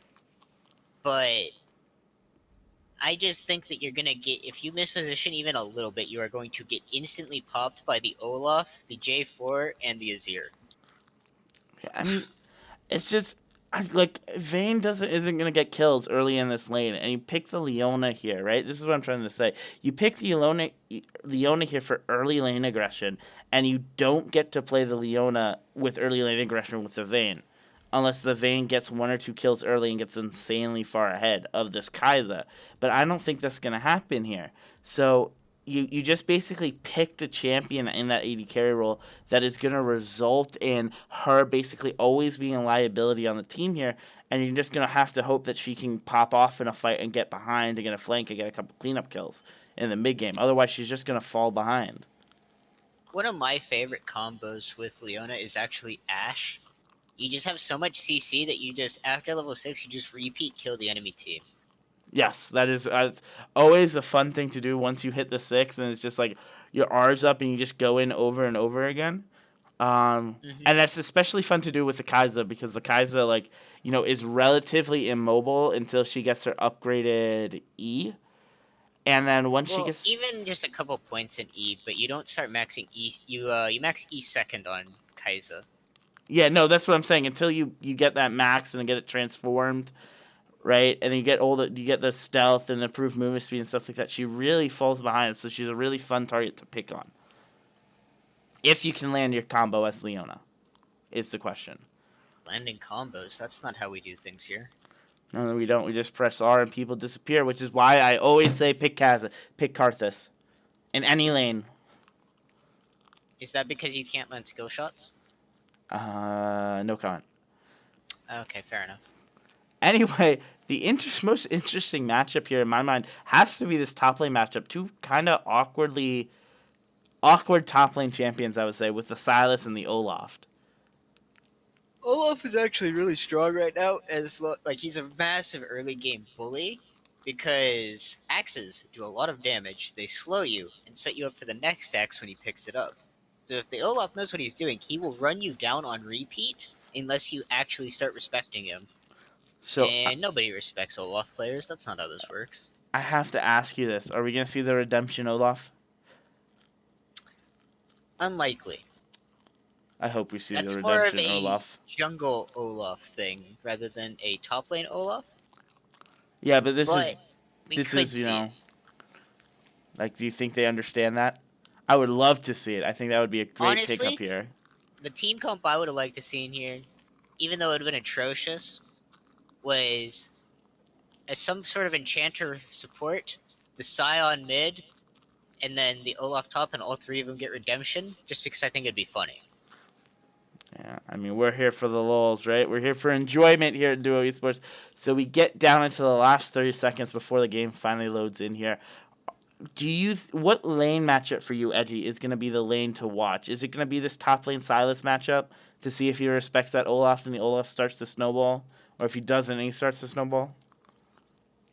The lane that's going to have the most action in it is definitely going to be the top lane. I feel like we won't actually see much happening mid lane. We'll see that Fonzo is probably going to look to try and bully out the Azir early on, try to get a little bit of lane pressure, maybe try to freeze the lane so the Azir has to overextend. Because if this lane becomes a farm lane, Azir's just going to scale into a late game monster. And that is not something you want to deal with. Yeah, another thing you hate to see here, right?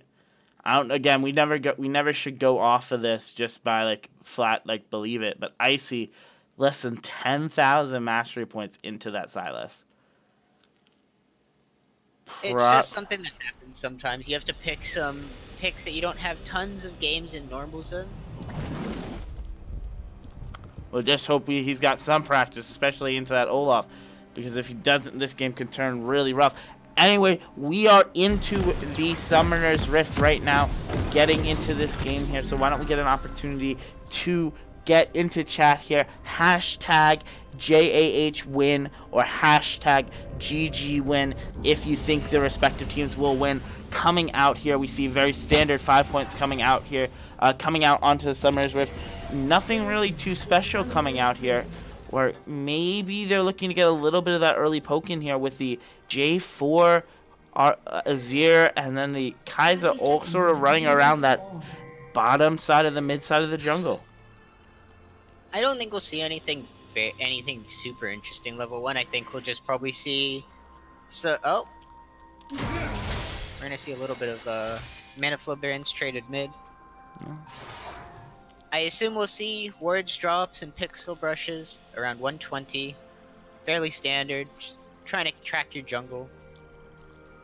Yeah, I mean, I think that's something we see that we don't see enough of, especially in the early lower division, is that early ward placement to track the junglers. So if we have any lower level players in here in the IBC GCS, that is definitely a great thing to do here. As we see, actually, FDWB getting that early ward down, and then them countering it actually with the side of them, with the side of ward by the Galio and the Kaiser. But they're gonna both know that, you know, they're not going to start their blue buff just by seeing that late ward drop. One of the things you can do to counter that is just have 2 people sitting in that bush in the bottom lane bush, and you can pop that ward instantly and deny the vision, and you get a ward's worth of gold early on. But a little bit of fighting going on top lane. Yeah, look, just a little bit of fighting going on here as the lanes continue to work out. We see the full clears of the top side jungles for both junglers here. Very unique. No one going to want to contest these scuttles as both solo lanes battle for priority here. It looks like Dex is slowly starting to push out Orianna underneath that turret here. And with that now, they go to get that ward and maybe go get the... Oh, I'm sorry. We see on the top side, we see a lot of trading here. Icy actually going to take nearly killing TY down all the way. Great little trade there by Silas into the Olaf. That's not how this matchup is supposed to go. Anyway, we see more pings coming down on the map as they spot out the J4 here. Both teams trying to catch each other, try to like sort of feel each other out at this point as both the junglers return to this jungle here. And Fonzo getting absolutely bullied out of this lane, really not having a fun time here in the early game here. But on the flip side of this, killing TY as well is actually having a bit of an issue coming up and dealing with this Silas in the early game. Silas's early game isn't bad, especially if he can get both autos off from his E level 1 and the knockup from the chain itself. His early game's not bad, but I don't think it should be this much better than an Olaf's. I feel like the Olaf just missed a couple axes early on and didn't keep Conqueror properly tried trading. Yeah, I would have to think it has a lot to do with that early game trade where he almost went down. He's going to have to call this up here, but speaking of calling someone much, Daniel M makes the first gank of the game, and absolutely nothing comes from it. Dex playing that very well. Very hard to lock down one of the Azir players here, and actually, there is the first blood going up over to the side of Icy there, as Olaf just can't get in proper position for the rest of the game. Started to get zoned out, tried to go up farm and overextended, and then you hate to see it. He burns his flash right before he dies, can't get away, and that's the first blood. Autos can't flash out of them. Well, now he starts to beat down these axes here, but Icy just escapes under to this turret here, so now he gets to really free back, turn around, and TP back in. Bot lane, we don't really see much happening, just looking to farm. Vayne is 10 CS down at the moment, which is... you hate to see it, but it happens. I think that's what happens in this lane, though. The Kai'Sa Vayne lane, that's what's pretty much happening, and that's what I was saying, right, about the Leona. Is the Leona is completely worthless right now because this Vayne is going to end up just being so far behind. She can't step up to trade. She can't really, they can't really step up to do anything at all. So now she just has to wait for this Kha'Zix to come and make an impact gank here, which he may be looking to do early, but he's probably going to want to look to back soon as well. Can he get this pressure off of his bot lane, though? Here comes Daniel M making the engage here. FWDB goes in for the gank, gets taunted up here, doesn't get the actual stun off here, and Emilius just gets to walk away right out of that there now and gets shot in the behind as they run away. I believe their name is Emialis, not Emilius, but Emialis? Okay. you're only you're not entirely wrong, but Vayne with press the attack does a lot of damage early on. If you can get that 3 autos in to pop both press the attack and silver bolts. I'm sorry, I have to cut you off here. Killing TY again, about starting to follow look up. Misses another axe here. Tries to continue to trade into Icy. Icy just props the corrupting part. Now starts to run. There's his flash. Can he get the follow-up kill? There's the second blood going over to Silas. That is a dangerous spot to see there now. And now with nothing here on Killing TY is in a very dangerous position to start losing this lane hard. Oh, but I don't even get a moment here because here comes level 6. Fonzo is actually completely out of position and gets the cleanup by the direct. Another you hate to see it moment here in this game. Just out of position, and you're tracking that control word, and then you're just dying to the Azir Shurima shuffle, followed by Kitsy Ghost coming in with the J4 and just beating you. Yeah, and now Icy just denies so much farm away from this Olaf, already up 20 CS now. Just off of that alone, and so much of that was denied, and here comes the pings. J4 continue to look for this pressure here. As now the Galio starts to, position a little bit aggressively, so they should probably in the bot lane know that the J4 is about to gank this lane. They could look to dive, but I don't think it's the most optimal way to do this, because you'd really want the Galio to be level 6. Well, it doesn't give damage reduction anymore, but just having the extra knock would be nice. I mean, you're looking at it right now. J4 is in 6 as well here, so this is very dangerous. He actually backed away off of this. Yeah, I was going to say they're not pushing this wave in too quickly. They probably should have waited just a bit. But it looks like Blue King just pushes the lane back and decides to walk away. As now they go about... Maybe I think Guardian might have thought that the Kha'Zix might try to repeat while they were trying to shove in the wave. And Kitsy Ghost was just there to try and act as a counter game. Yeah, I mean, I think that would probably be the most responsible answer to that. But I think they may have also been wanting to try to get a counter gank off. Or try to get the dive off if they presented it at all. Either way here, and Icy again starts to trade into Killin, and Killin's starting to get run down here. Almost a fourth of his HP already gone here, and Icy in such control here. I have to ask this though. You played a little bit of Silas, right, Edgy? Yes. What? Yes, I have. Yeah. So how is stealing the Olaf ultimate? I feel like that's not a good ultimate to steal here. Anyway, I have to cut that thought off here as Daniel M shows himself, but so does the J4 here. Could have been a very dangerous fight to take here for the side of the Amumu's as they continue to sort of play here. But with the top lane in such control, Icy's is going to make to start to look to roam place, and soon we're going to probably have to see a 3v2 mid. On the topic of Silas stealing ultimates, Olaf ult's not the most optimal just because you don't really care about the attack damage it gives. Oh, I hate to cut you off here. Here comes Fosno coming out. A little bit of a late stult here, but here comes both the ultimates getting popped here. They try to run away there. There's the last flash auto there. Kaiser going down here, and now they continue to run. Great little engage there. I don't know if that was exactly how they wanted it. It wasn't definitely this move, but a great job there by Fosno getting the first blood in that game, and this is what we're talking about. Now they're level 6. They're going to be giving the opportunity to go in over and over and over again on cooldown, Leona's cooldown here, and hopefully reposition, get the stun, and get a couple kills. Yeah, they can just keep on trying to pressure bot lane, but they're kind of... Oh, there comes a little bit of this, checking it, doesn't know where he was, about to get himself condemned and out of the game. Oh, that is a major misplay by Kitsy Ghost, but that is what the benefit of Vision does here. And now killing TY again, completely out of position, pops his ult. There goes ultimate for ultimate there. They're trying to run each other down, but Icy is actually out of mana or out of cooldowns and falls to Olaf. Got a little greedy with his W there and didn't save it for when he fell below 40% health for bonus healing. And instead he just tried to use it early on to do the trade, and then he just ended up dying for it. You really need to save it, especially in that matchup where it's going to be you trying to out-heal the Olaf, or like one-shotting him before he heals up again. Okay. You really need to save your team. This is a dangerous play here. I don't think they see it here. Killing TY is about to get TP'd on. There is no place for him to go. He's going to have to start running here. level 9 versus level 8 here with no summoner spells up here. Here comes the trades off. No ultimates either here. They're just going to get beaten down. Killing TY burns his flash to try to get away here.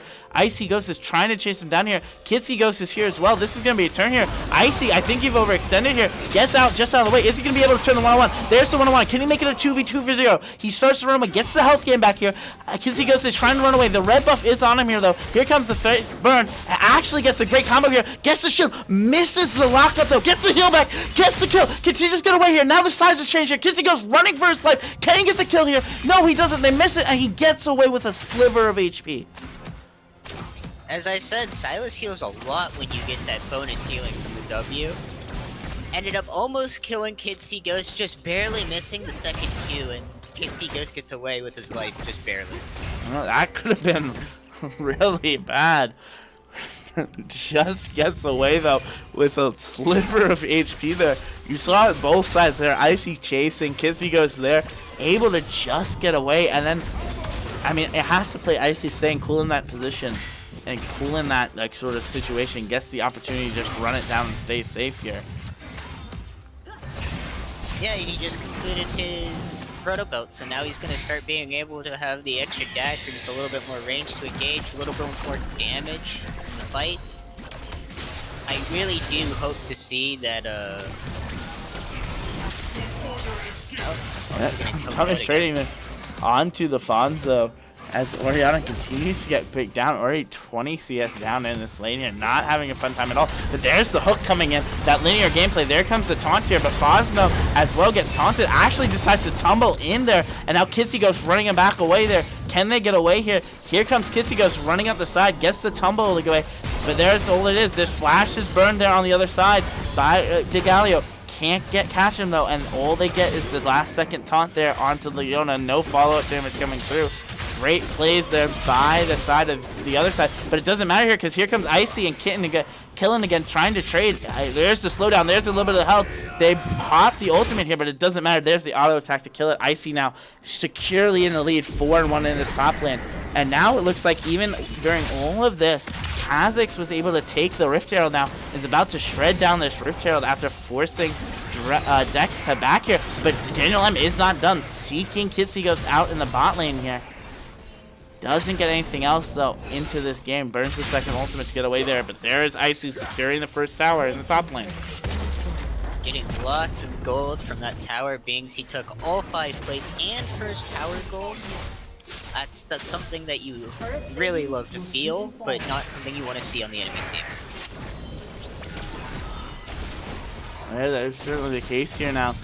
All the power really reliant on the Amumu's here, but Drex is doing very well here. There comes a ton of damage onto him. Ori burning the ultimate, pulling him back, but doesn't really have any follow-up left after that to get the kill here. But now it looks like Blue Knight's caught out of position here. There's the tumble, there's the condemn, and that's going to be another kill onto this Kai'Sa as the Vayne continues to get farther and farther ahead here. They either saw the Galio was missing, they either saw him over towards mid side or whatever, but they immediately pulled the trigger on that Vayne. That's a very interesting teleport here. In fact, it looks like Olaf is getting pulled down here, and then the ultimate, Dex's ultimate, is stolen here.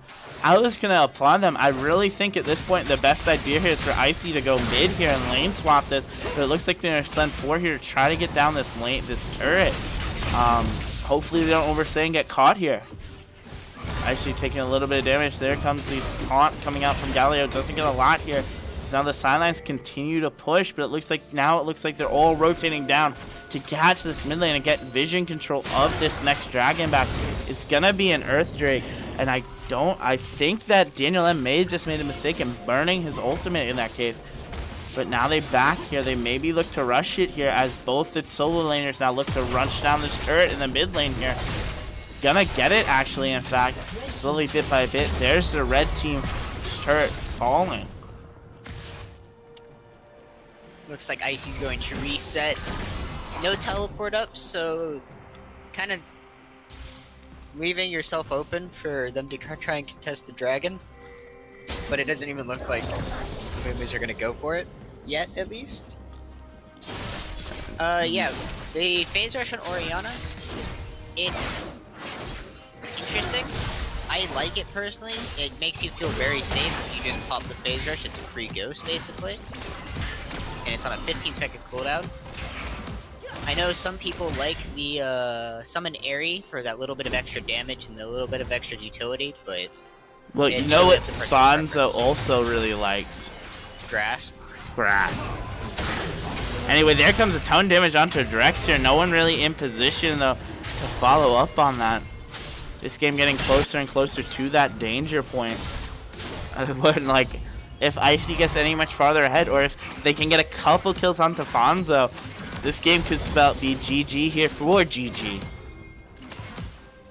Again, GG, very well known for just trying to scale up and take team fights late game. So even if they fall behind early, they're just going to look to turtle and scale up. With that said, not sure why they picked the Olaf top lane with this team comp, but maybe they know something I don't. Yeah. Anyway, they take the Earth Drake here. Kitsugo's on the wrong side of the map, or really probably was just giving it up there, but now it looks like they're sending 4-man bot to get this last turret here. Great little macro play by them, knowing that at least Olaf is on the top side here, and they have to give it up here. Leona actually just missing that Zenith Blade was going to spell the death of Blue King at that point. Yeah, if you eat a Leona E at this point, you probably just get instantly deleted as the Kaisa. There's not much that the Galio can do to stop it other than try and taunt the Leona immediately so that the Q stun goes to the Galio instead of the Kaisa. But even then, it's gonna be a little rough. And now, though, it looks like the teams just start to have such a strong lead. You're talking about scaling up there in this game, Edgy, but it's hard to start to scale up. We're at less than 20 minutes into the game here. Icy is already 2 items to the 1 item here. Olaf is about to fall here, but there's the collapse coming out. There's the Galio ultimate coming out here. They catch the Olaf roll. I don't know if that's what he wanted, because now it looks like Icy's trying to run him down. Can't really do anything to follow up here outside of the damage. That's going to be the end of it. Like I was trying to say, though, it's hard to really scale up in a game when you're already 5k gold behind and it's 10 minutes. There's not even 20 minutes yet. It does put you in an awkward spot. Also, you're trying to scale against the Vayne, who's also very good late game. And a Stylus, too, right? Stylus is kind of insane scaling. Silas, I always felt is more of a mid-game champion than a late-game champion. Interesting. Because, yes, his late-game teamfights are insane if the enemy team has very good teamfighting ultimates to steal, because you have such a short ult cooldown late game. But your options this game for, like, really good teamfighting ults are Galio, which, if the teamfight's already happening and you're there, it's not the most optimal thing to cast in the middle of the teamfight. Azir ult, which is very good. It does a lot of damage if you just hit him in the face with it, but the main good thing about Azir ult is that it's good disengage, and using it in Shurima Shuffle to just engage a team fight on people who are out of position. Silas doesn't have as good of a engage range than Azir. Can I just make a hypothetical situation here that I think would be absolutely disgusting if we saw this game? If Icy stole the Azir ult, went behind them, pushed them back and positioned them, and Vayne was able to condemn one of them into the wall. I think that would be probably the most ideal situation to start a team fight. Other than that, right, you're 100% correct in my mind that there's not a lot of good ultimates here to steal for the Silas here. But can he get, like, you know, the just base damage kind of ridiculously off point here to continue to snowball this lane? I don't think that's the most ideal way to start a team fight. I think the most ideal way is the Silas steals a J4 ult. Oriana puts the ball on him, and then he just J4. But now it looks like Killian TY is actually caught out here. Gets deleted by Daniel M. There was such a quick little interaction there. They couldn't really find each other. But that's what happens when you have no vision in that map here.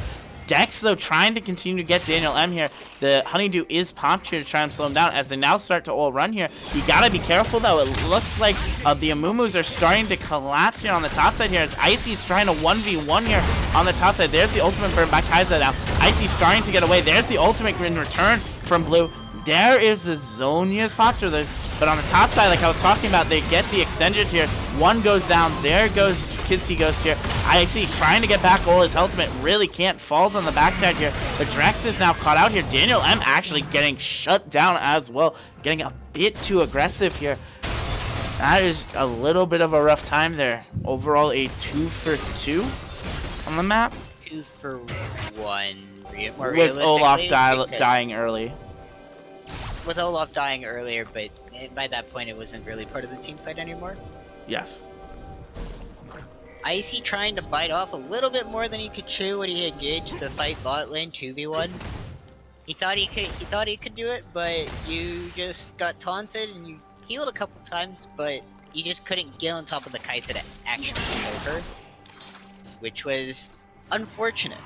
Yeah. Well, you know, it is definitely unfortunate here. Another Infernal Drake about to spawn here, as the Amumu seem to have complete control of this side of the map. Gonna try and probably rush it down here and continue the snowball that they have bearing down on GG.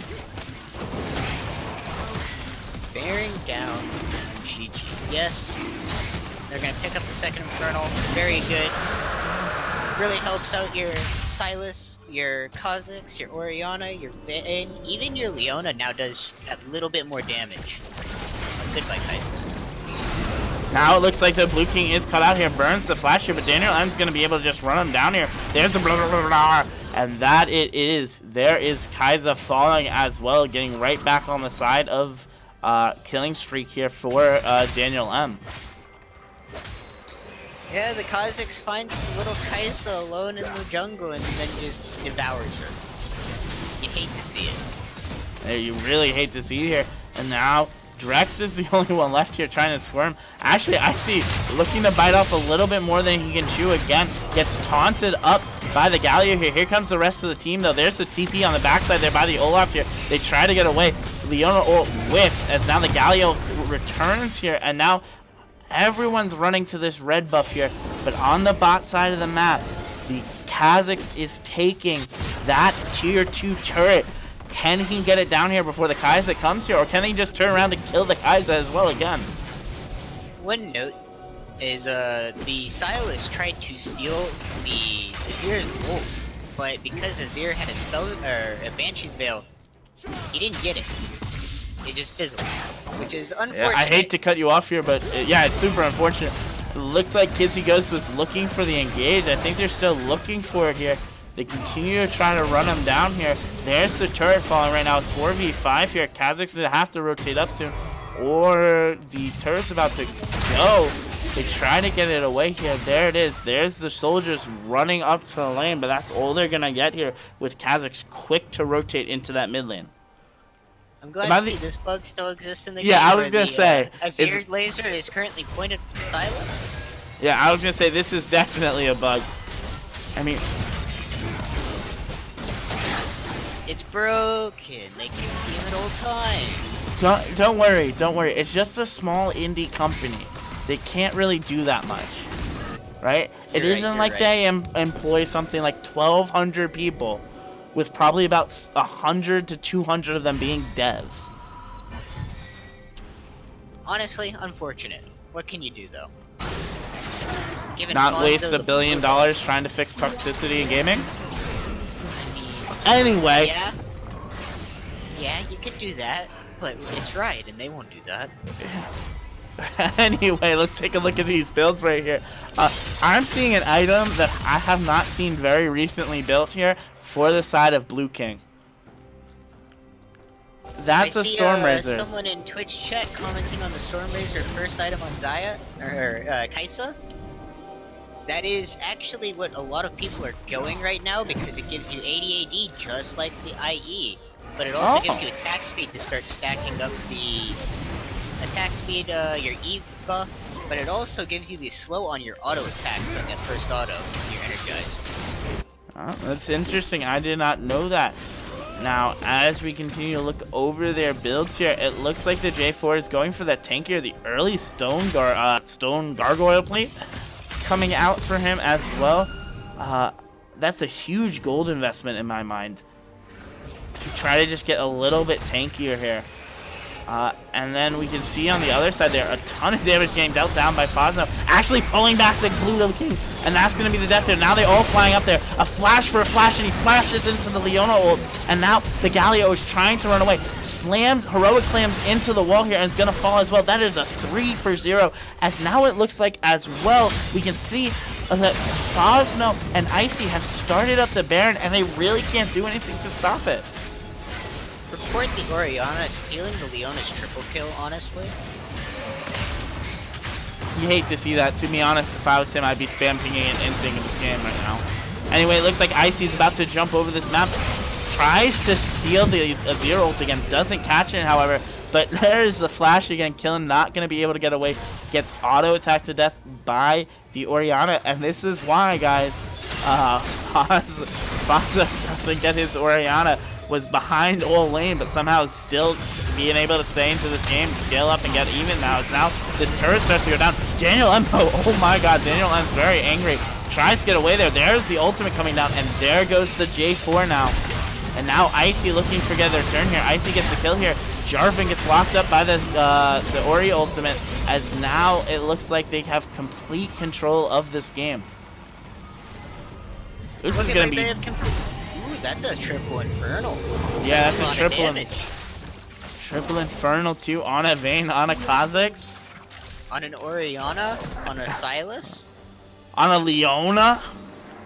You hate to see it if you're the side of Guardian Gaming, because now if you're not gonna win team fights. As long as Amumu's just don't like hard fuck up their team fight, they are going to lose. Because as long as the Orianna gets 2-3 people in their ultimate, they're gonna get deleted. They're gone. Goodbye. You have to feel it though for this Azir. Azir doing the best he can. 3-0, 262 CS in 27 minutes. I'm sorry. Almost going at it at a 10 CS per minute mark here. Just can't seem to find the rest of this team. His just backpack is too heavy here. This Olaf 1-6, and this Kai'Sa 1-4. You hate to see it. Dex trying to do his best to help the team out, but his team's just seeming to crumble around him. Yeah. Either way, we see this game continue to go on here. A lot of bit of this slow tension right now, as there's no real objectives on the map here that aren't going to be here. Icy though seems to have found an Olaf here. Doesn't really want to trade in here, and in fact about to get collapsed on. Knows this, however, and just gets the opportunity to back away here as they continue to try to force this mid lane in here, but the Azir is doing a great job clearing this. Like I said, Azir late game, or even mid game, gets kind of disgusting. He's approaching his 3rd item, which I'm curious to see what he's gonna go. I don't think you still build Rylai's on Azir early on. You used to, it's been a long time since I've seen Azir. He's gonna go for the Morello instead. Yeah, going to grab that Morello for the 3rd item here. Icy though looking to fight this down here onto the Olaf. There goes the Bromarcia coming down here. They continue to try to trade here, but here comes the rest of the team looking to collapse here, and in fact, there's another kill going over onto Icy as now the turret get a couple of cheap shots here. There's the last outer turret falling here as Daniel M now starts to get chased away here. Icy takes that J4 ultimate you were talking about. And now they continue to see death here, but Azir has to be careful. He's very close to getting overextended and collapsed upon. Dex looking to rejoin his team. He's trying to hover between mid lane and top lane to help clear, but at this point, Baron should be falling off soon, if not already fallen off. It fell off. Okay. So that helps them a little bit, gives them a little bit of a reprieve. I cannot speak today. I can never speak. That's certainly is the team, but it looks like there is a fight coming in here. As a fact, there goes the death for the Azir, but there is the trade back coming onto the J4 here. At least you get that one little damage risk coming over as we continue to see this fighting continue. The turrets are all shoved in. Could they look to make a play? Could they continue to back off? Icy taunts them a little bit with that back, before it's deciding to actually back out towards these blue buffs, get their return and buy with their all this gold they have. This Vayne has 21,000 gold in the 2,100 gold in the bank right now. Yes, she's gonna back. She's gonna pick up. I'm assuming is going to be either a Phantom Dancer or a Rapid Fire Cannon. It's gonna be the Phantom Dancer, and a pickaxe, probably building into her IE. That is a great See look if there's here. anything other else. I'm going to assume that the Kai'Sa's looking to build that into a Rapid Fire Cannon. I doubt that she's going to be building a Phantom Dancer at this point. I doubt she gets to the next item. Anyway, we see both dragons starting to spawn and the Baron. It's another Earth Drake for the side of whoever takes it here. As we see this coming out, and the question becomes, really, in my mind, it turns from, can GG come back to how can the Amumu's close out this game? Can they finally find a way to win an Ace of team fight and just end it off of that? Or is this going to be another long, drawn-out 55-minute game? I really hope that it doesn't become a 55-minute game. But I'm just going to assume that Amumu's is just going to wait, take the Baron, and use it to try and crack open the base with the Baron buff. Because that is probably the safest way to do it at this point. But you also have to keep in mind that you do not want to get Shurima shuffled into J4 Galio combo. Yeah, that is a very good point there. As they start to ping out all these things, they're trying to shove up these waves to really get it consistent here. But now Guardian Gaming starts to move its 5. Actually, they find the Leona. Leona trying to run away. But on the top side, they find Dex finally. As Dex tries to run away. But here comes the Galio. Galio, not really sure what that play was. Overextends just a bit. Gets the kill. And now Guardian Gaming, Guardian Gaming has to scatter. And this means a free Baron for the side of the Amumu's. Looks like Dex will look to go try and take that consolation prize Mountain Drake. Just trying to get something for his team, but...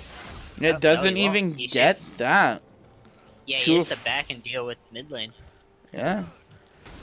Mid lane and top lane here as the Vayne decides to go up and split here as the siege begins to happen here. They look to just try to end this fight as quickly as possible. They don't want this game to go on much longer. As you said, this Azir is going to get more and more dangerous, and they really haven't been able to kill this Azir here. There goes a ton of damage onto Daniel M here as they now continue to wait here. And that siege minion, boy, that's a balance thing.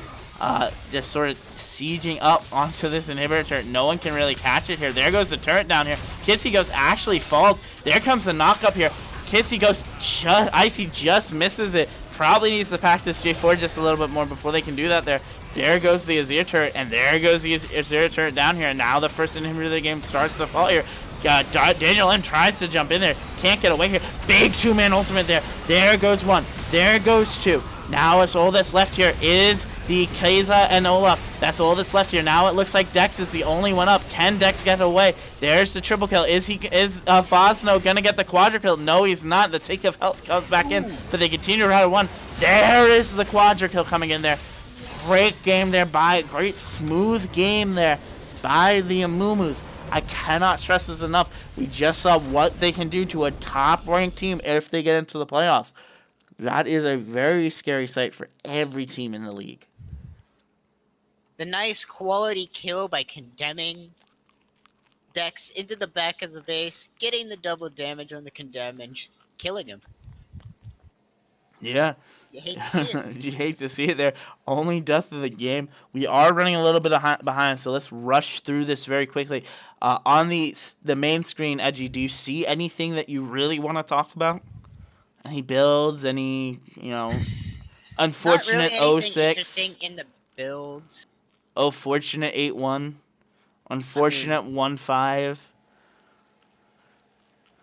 There's not. Honestly, the one death from the Azir ended the game. So, Yeah, that is the one death. Let's go look at the damage here. I see dealing nearly dealing over 26,000 damage here, coming out really above and beyond this whole game. That top lane matchup was super rough. I was not expecting that. And the worst thing is, I think if you look at that, the Olaf, if you look back at the pick ban, the Olaf was actually the last pick counter pick to it. So very unfortunate there. Had the opportunity to play something that could have probably done a little bit better into that. Let's quickly check the vision score to see if anyone really made a mistake. Nope, everyone purchased at least one pink ward here. Great job out of the Leona, 81 score, and a great job in the losing effort by the Galio at a 78. So with that, Edgy, this is going to be your last game of the night, I believe. So why don't you say goodbye to the folks, as we will be right back. Have a good night, people.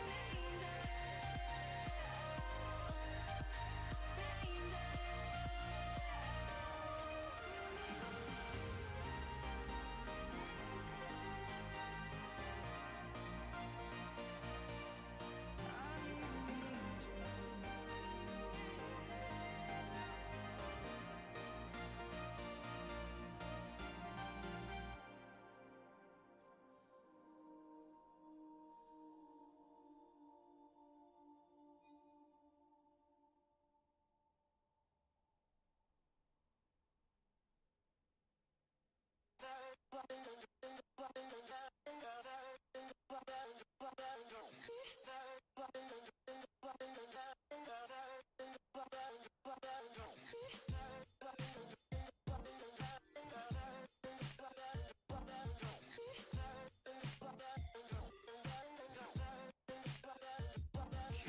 you look to me in darkness when there's no more light that you can see?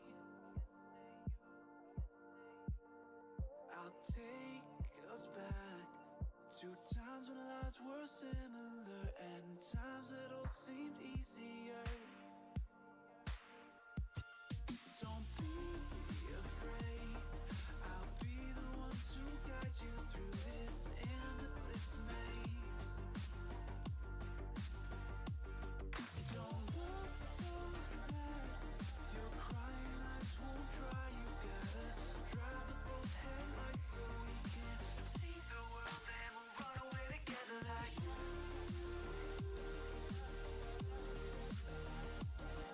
Like you.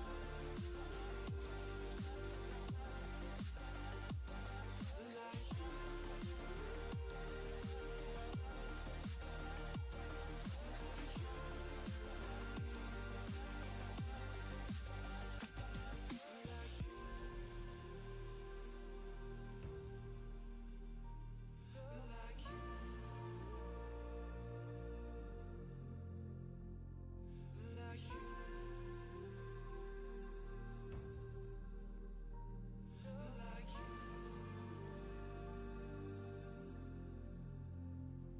Come close to me, I'll whisper in your ear the things that we could be.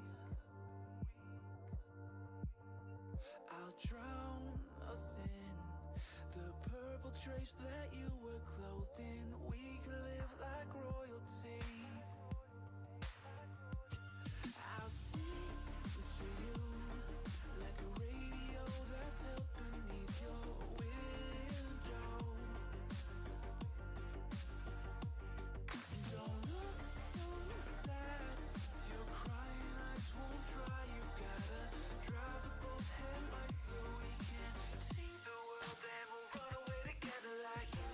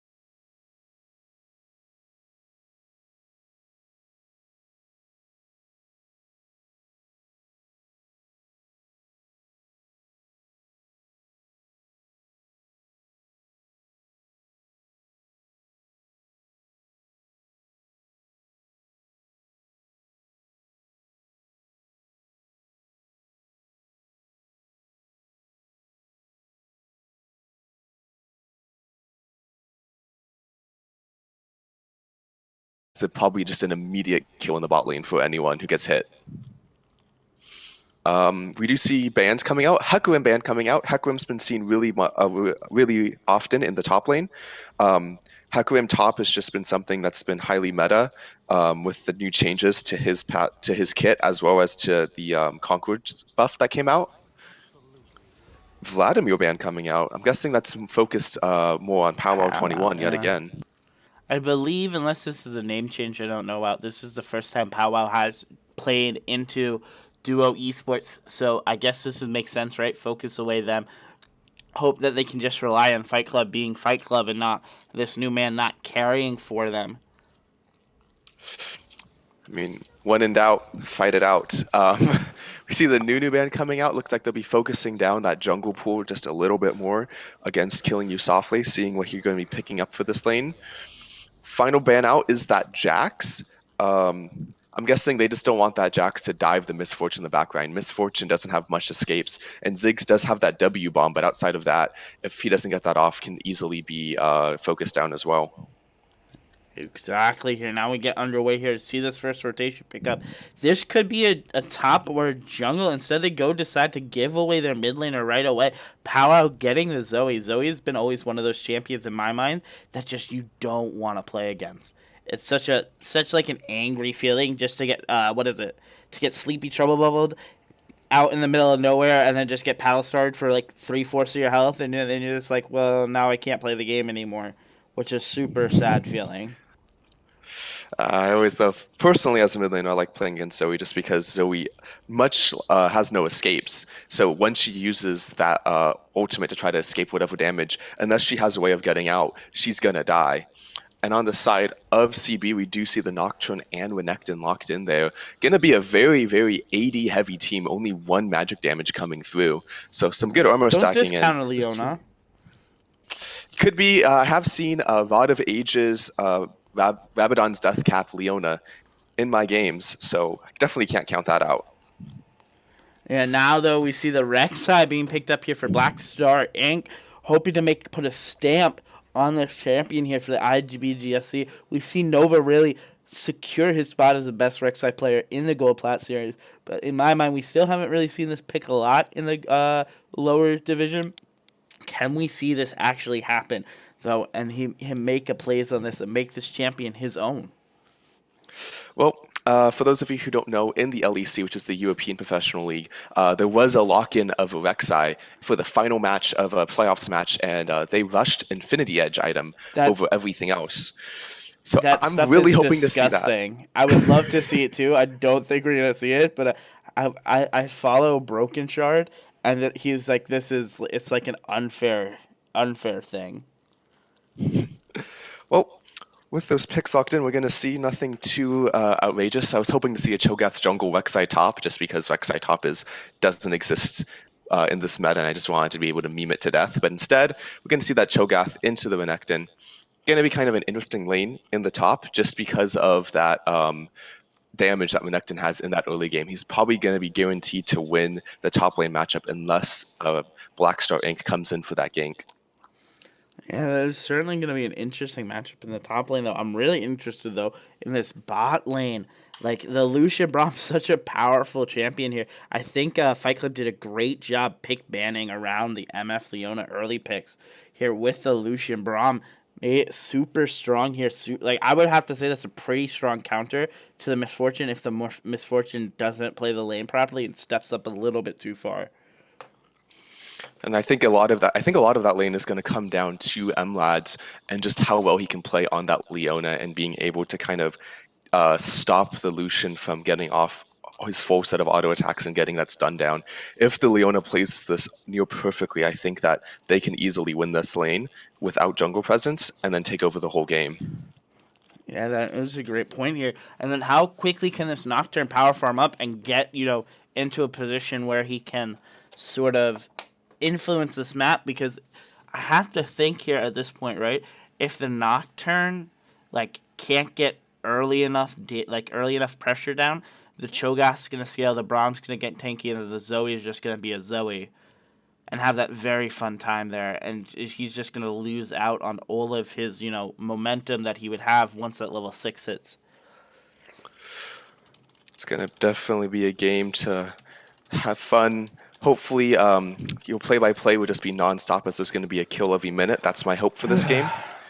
Wait, I Hope don't your have voice is water. all warmed up. I don't have water. Oh God, please don't hope that upon me. Well, I think these bets have finished up. Will you be able to tell us who has the most bets right now? Fight Club with a commanding lead, 75% of the voting going for them out of 8 entrances. So that's only 2 votes for Cola Brigade, 6 for Fight Club. Gonna be an interesting little match here. In fact, there is a minute left on this, so let me even this out just a bit. Cola, CB. Wait. Oh, you can't run it. Wait, this is broken. What's going on? My thing says there's a minute left. I have That's no an clue. It just- interesting little. Interesting. Thank you, Eliasino. He is an idiot. But Wait, who just Yeah, who it said says- that? Wow. Wow. Elias Zeno. Yeah, that's a bad dog. Gotta hit them with that chat restriction for one what game. happens? You know what happens to that bad dogs? What? They go in timeout.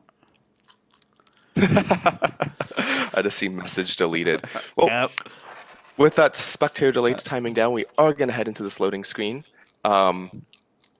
Okaratsu actually bet all of his points on to CB, so kind of hoping he loses, so he just loses all his points. That's a mean. But in the and meantime, cruel we can thing to feel. We can in see that. all these masteries pop up. One thing actually I'm noting, which I kind of find interesting, is that it's going to be, for the Cho'Gath top, it's going to be an Arcane Comet. Something I don't see too often, personally. I think I've heard of it before, where it like makes it like.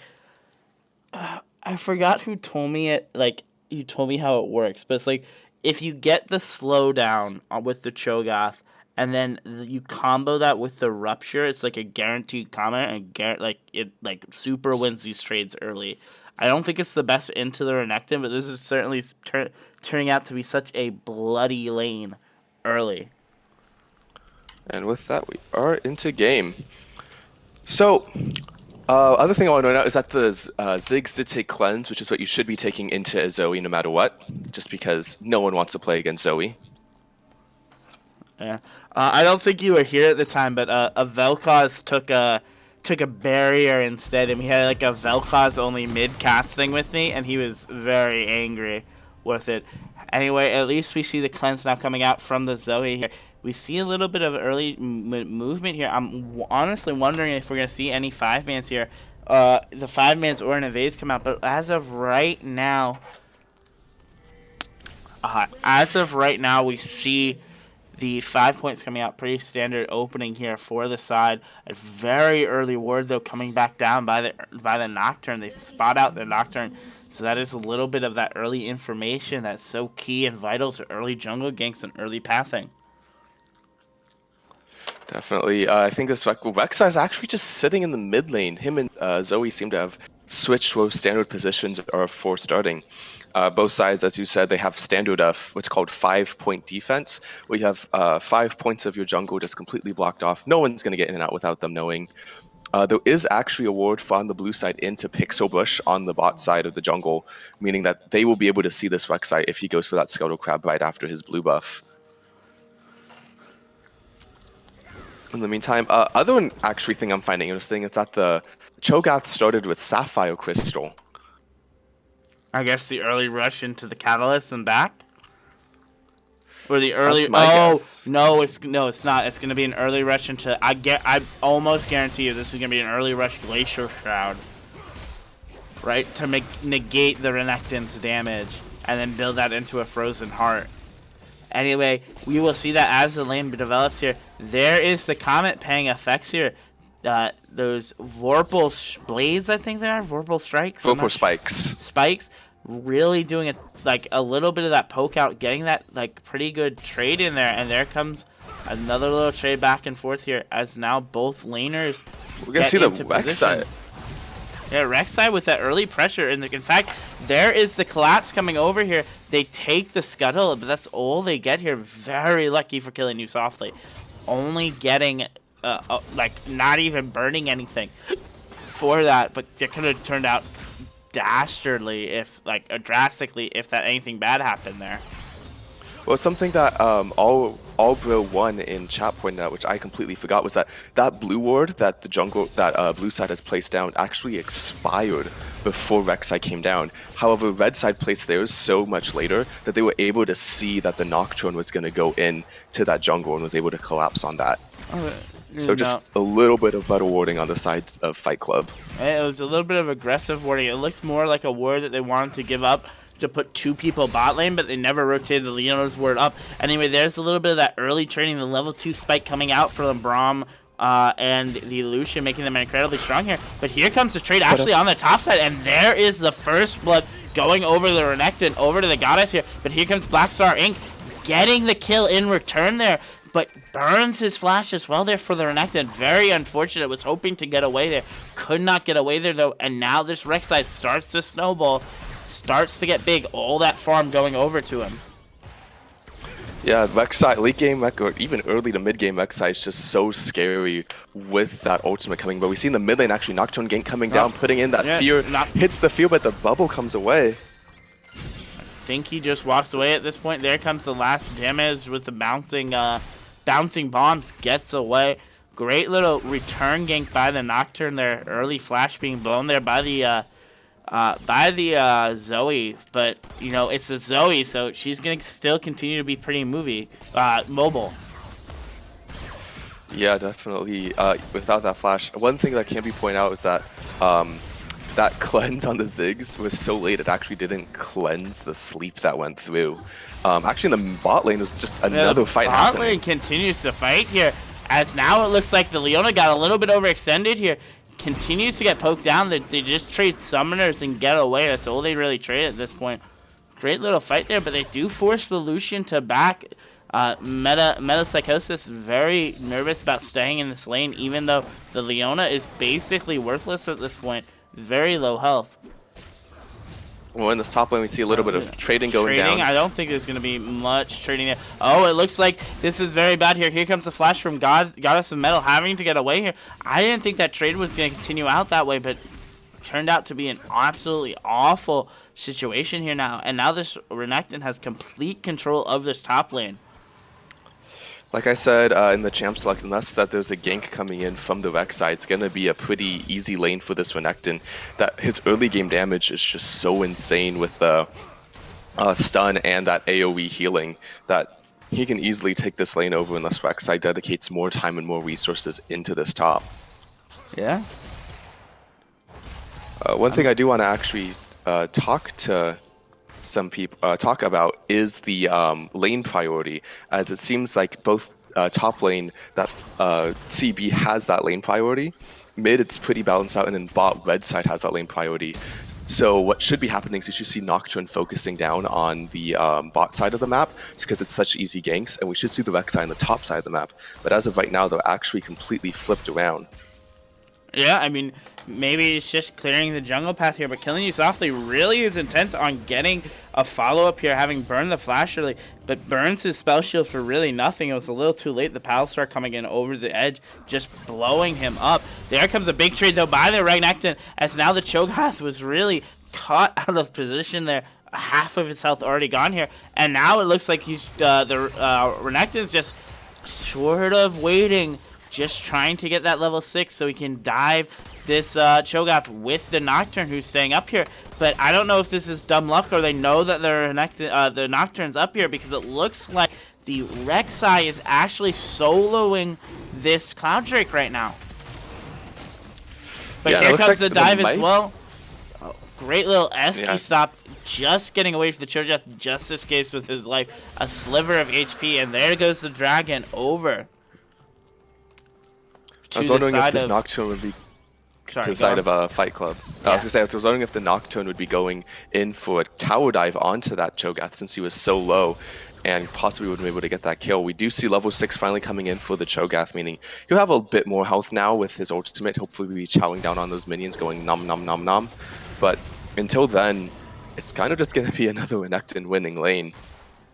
We do see that Rek'Sai does get his blue buff, is going to return, but in the bot lane, looks like there's going to be some attempted trades going back and forth.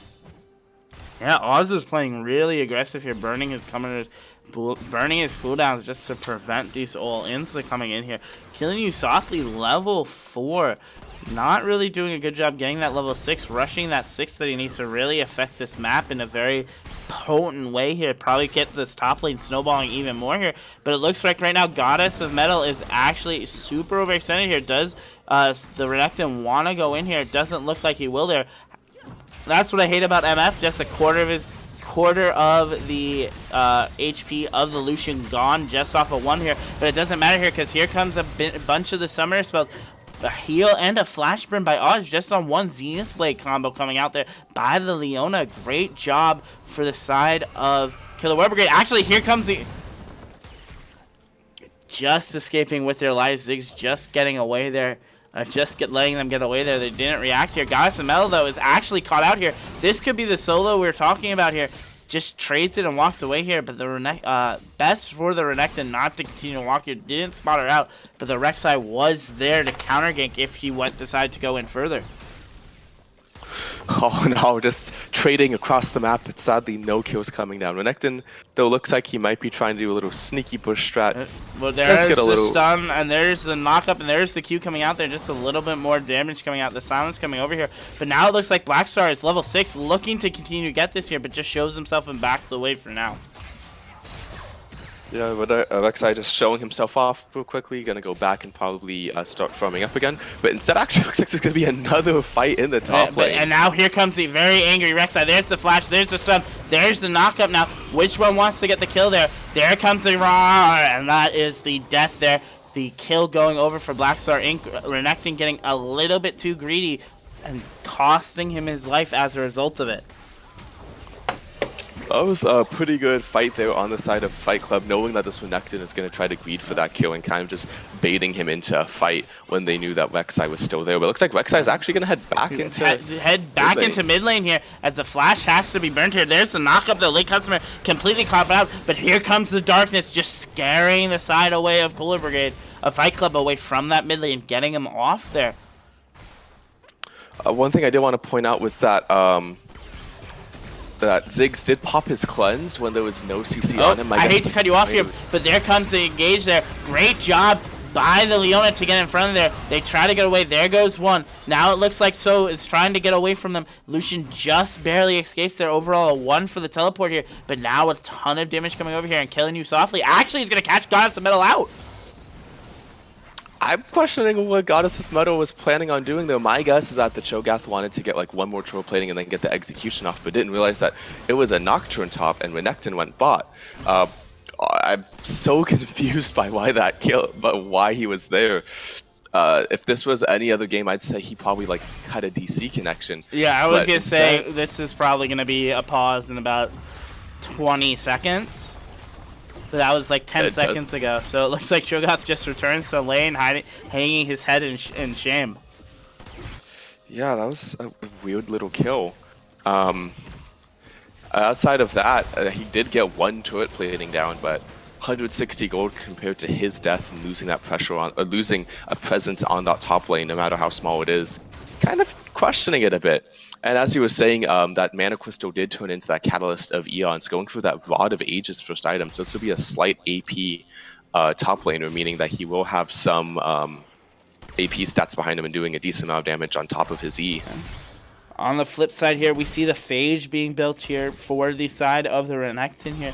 So there's going to be a lot of goings on here, but it looks like the Renekton's actually trying to roam mid, but they're not going to find Zoe, as Zoe and Rek'Sai are looking to take either this dragon again or get in position to take a 4-man fight bottom, but they just get spotted out and return back to their lanes. And meanwhile, in the top lane, just going to be another fight. There goes a quarter of his health. Oh, the ultimate actually gets popped, meaning I'm guessing he might be looking for the tower dive, but I personally didn't think that he should be going for it, just because no matter how much far ahead he is, he'll still die to the silence and the knockup. Yeah, decides not to get to the last second. That could have been really bad here. Actually looking to do a little bit of that proxy farming, but I don't think you're that strong yet. Goddess of Metal trying to catch him out here.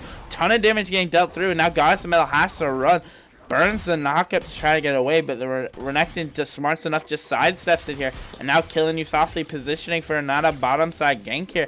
But it looks like Goddess of Metal is really caught out here. But now Zoo is the one getting turret shot here. Actually caught out here. Just gets away here. Can they turn it here? There's the quiet coming out, but it doesn't matter. Goddess of Metal just continues to fall lower and lower as this lane continues to get worse and worse for the Cho'Gath. My guess is that the Cho'Gath is waiting to get him just low enough that he can use Om Nom Nom and get that kill, since he does deceptive damage since it's based on Cho'Gath's bonus health. So I'm wanting to see what's going to happen. I hate to cut you off here, but now it looks like the Ziggs is caught out here.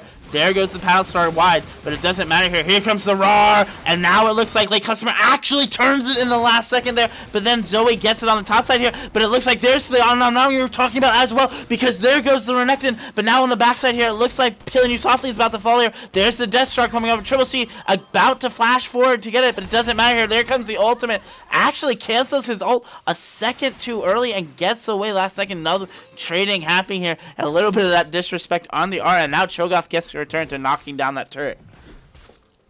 I just want to compliment Late Custom on that amazing Ziggs bomb he threw on himself, just hoping to get that return kill onto the Rek'Sai, and in turn for getting the kill onto Rek'Sai. Actually, I'm going to cut myself off here because it looks like there's going to be a kill. It looks like there's the Drowsy, there's a Flash Burn. They try to continue to run it down, but he can't get the Power Star. Actually, he does great little maneuver there. Algebra is hard, but it didn't look hard for Pow Wow Wow as he gets the kill to finish off the Nocturne, who was overstaying just a little bit.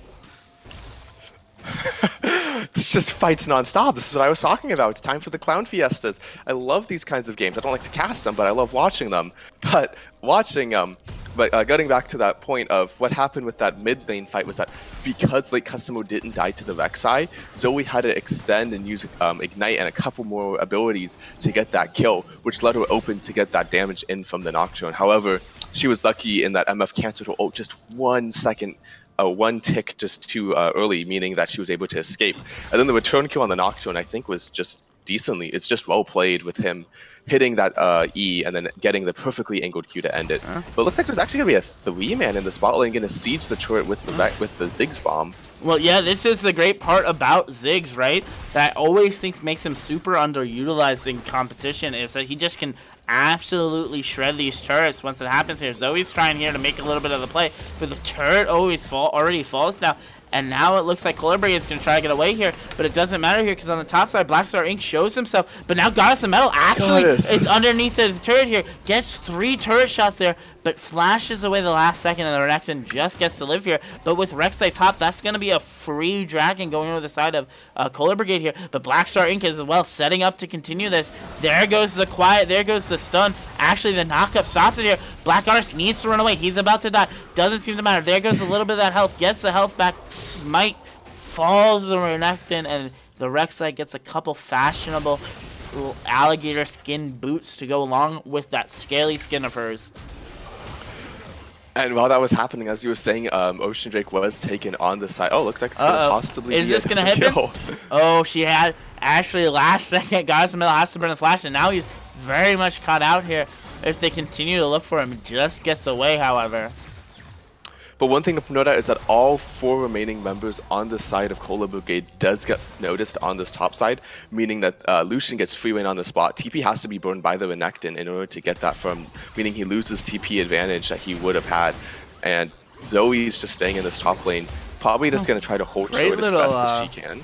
Sleepy Trouble Bubble there, finding the way between the Ziggs and the Leona to get it onto the MF here, but now the turret starts to go down, and this is what I'm talking about. Ziggs is going to be very close to knocking this turret down very quickly here. 2 more waves here. This is going to be a 2-for-1 trade here as Renekton continues to try to force him off. Oz takes 2 turret hits down to half health here. Can they continue to get him away here?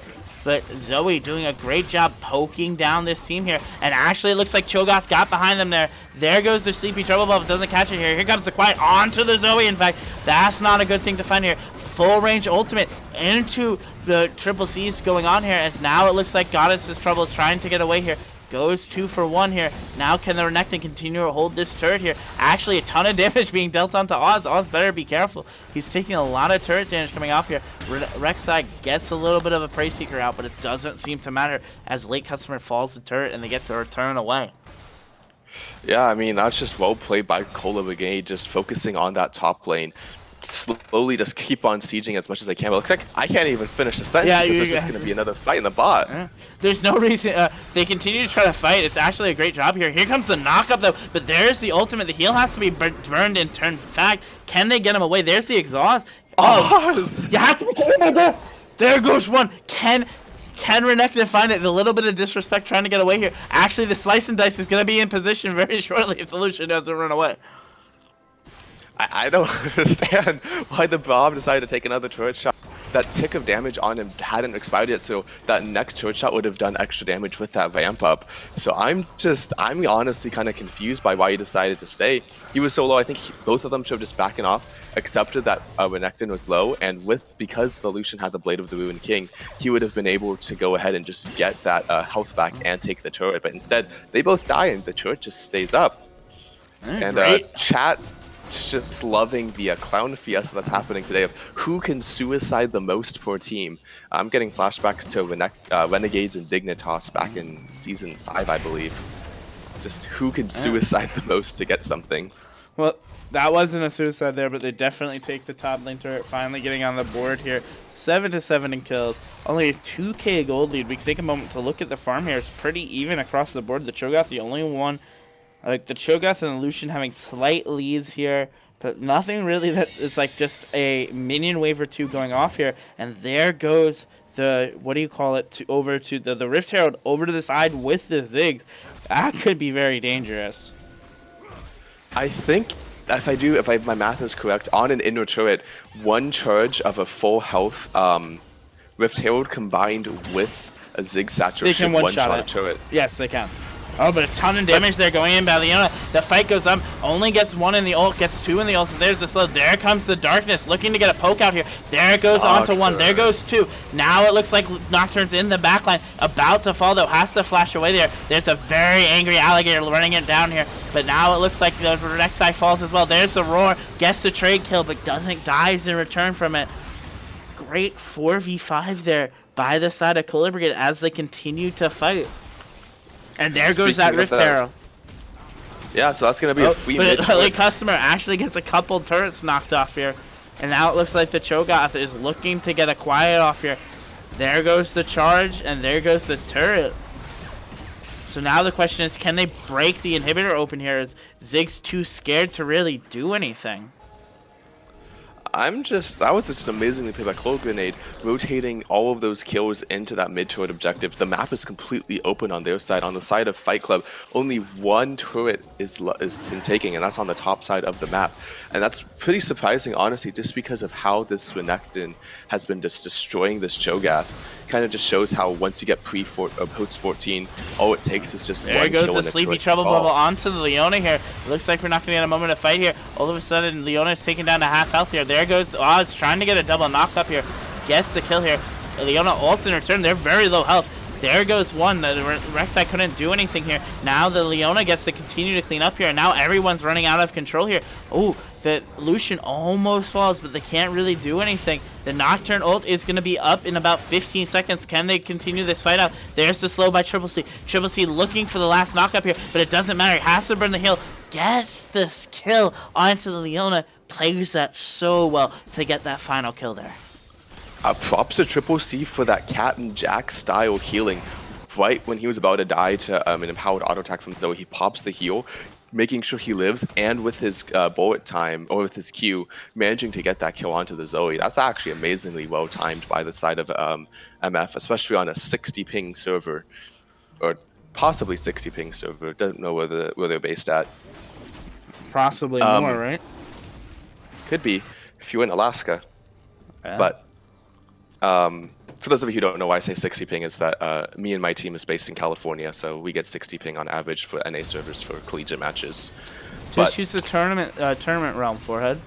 We're actually getting permission to use it next year, so hopefully. Oh, that's good. That's good. Anyway, we continue to see these trades coming out. Triple C has completed 2 items at this point to the 1 and not even 1.5 items the Lucian has here. And then, like, really, they're so far ahead here all over the map here. We don't, unfortunately, get to see the Rek'Sai Affinity Edge Rek'Sai. I was hoping for it. Instead, it looks like he's going to be going for Titanic Hydra. Standard Rek'Sai build, going to be going for damage and health. So I'm guessing after that, he's going to go Joram's Fish into Asterix Gauge. And kind of just making sure that no matter what, he's going to be healthy, he's going to do good damage, but he'll still die. Looks like it's going to be a hyper-aggressive in the mid lane. Hyper-aggressive play here onto Triple C here. The Drowsy Trouble Bubble comes out. Ton of damage being dealt onto the Leona. Leona getting a couple good stuns up here. What? Actually going to live just enough here, but here comes the Paranoia coming out. The Nocturne looking to get someone away here, but with the tanks of the Cho'Gath and the Braum, they can't find the Zoe that he was looking for. In fact, Zoe finds him first. Does a little bit of damage there with the Proto Belt popping. I was just that was a good play personally. They saw 3 members gone. I knew that the Leona and the MF would be by themselves for a couple seconds, meaning that they would be able to go ahead and fight for that game. But I'm just very confused by how 2 people managed to die in that fight. Rek'Sai had his ultimate up. He could have ulted onto the Leona and been able to dodge a turret shot and get the kill still. But instead, he decides not to save his ult for the MF kill later. But instead of greeting for 2, they get none. Yeah, I mean, that is an unfortunate little misplay there, as now they continue to look to get across the map here. The Nekton during all of this was just splitting down that bot turret. They never really got the opportunity to get through here. Gonna continue to try to fight here. Actually, there's a Sleepy Trouble Bubble onto the Nocturne. That's gonna be a ton of damage, but they can spell shield her away. Great spell shield there by the Nocturne. That could have had a bunch of extra damage that he did not need to take. Yeah, definitely. One thing I actually want to point out is I'm looking at the KDAs on the side of Fight Club, and top, mid, and jungle all have even KDAs where the kills equal their deaths. The biggest issue, the 5 kill difference, is in this bot lane, who's 0-5, not a single kill on this bot lane, which we said was going to be hyper aggressive and be able to get those kinds of kills.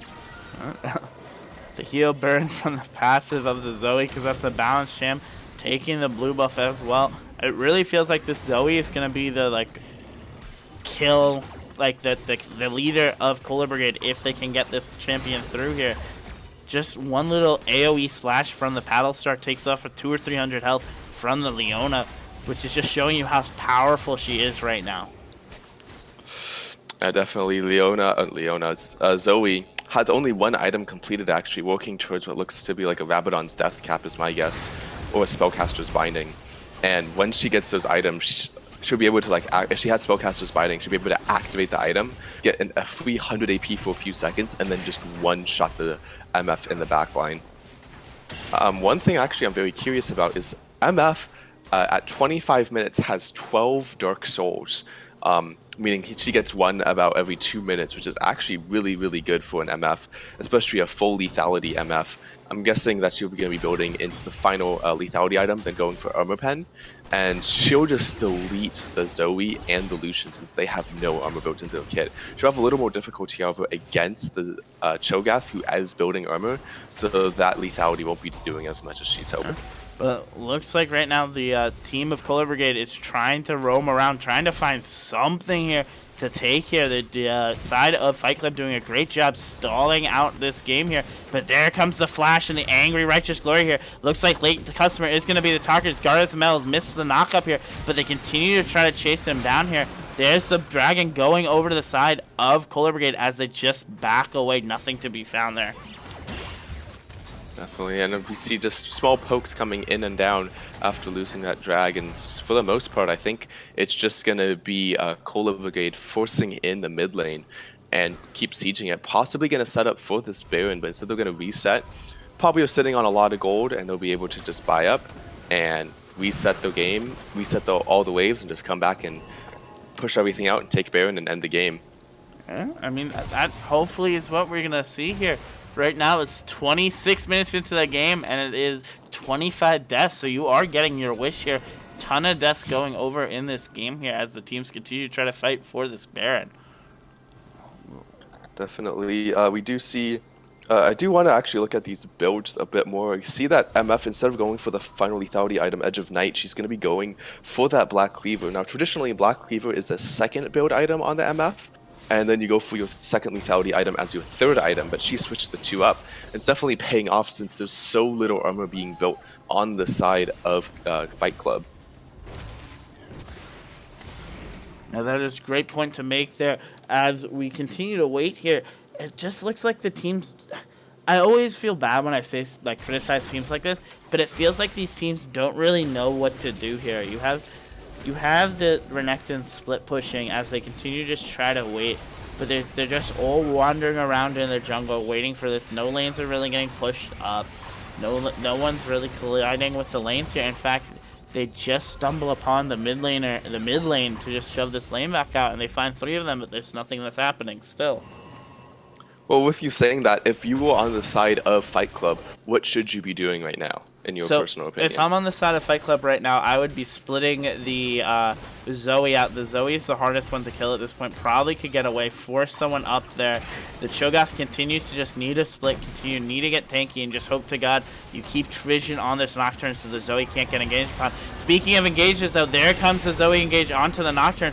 Just gets away just in time here, but there is the MF trying to get away here. They finally press the go button, and they get away. Great little stun there, stopping Psychosis' ult in the backside here. The Drowsy Bubble coming up here. Here comes the Paddle Star. Actually misses the Paddle Star, and that is an inhibitor and probably going to be a Baron. And in fact, the Cho'Gath doesn't even get the turret coming in the bottom lane. I'm actually questioning why he's going to back there, unless he was sitting on a decent amount of gold. He had TP up, he had that advantage. He could have taken that bot turret, and the moment they see Cola Brigade starting on that Baron, he could have TP'd in onto a ward that his team could have placed down, but instead he backs and is going to just immediately group and not wait for that TP. And it looks like they're actually going to peel off and start up the fight. Fight here. There comes the teleport coming in here. There goes one. There's the ult that goes right through. Late Customer takes down the Rek'Sai here. Lucian caught out in the middle of nowhere. Anywhere there as well. There's the Triumph Prompt keeping the Lucian alive here, but it doesn't matter here because here comes the Braum here. But now on the backside, this Cho'Gath is incredibly strong, trying to run down. Triple C trying to just run away. And it looks like the Cho'Gath finally pulls him off there. As now it looks like the Zoe continues to try to get something back here. As the Lucian returns to the lane here, continues to try to look here, but in fact there goes the Zoe. Zoe gets popped. Now this is going to be a single to continue to go in here. Can they kill this very tanky though Cho'Gath though? There comes the ultimate. They don't hit the ult.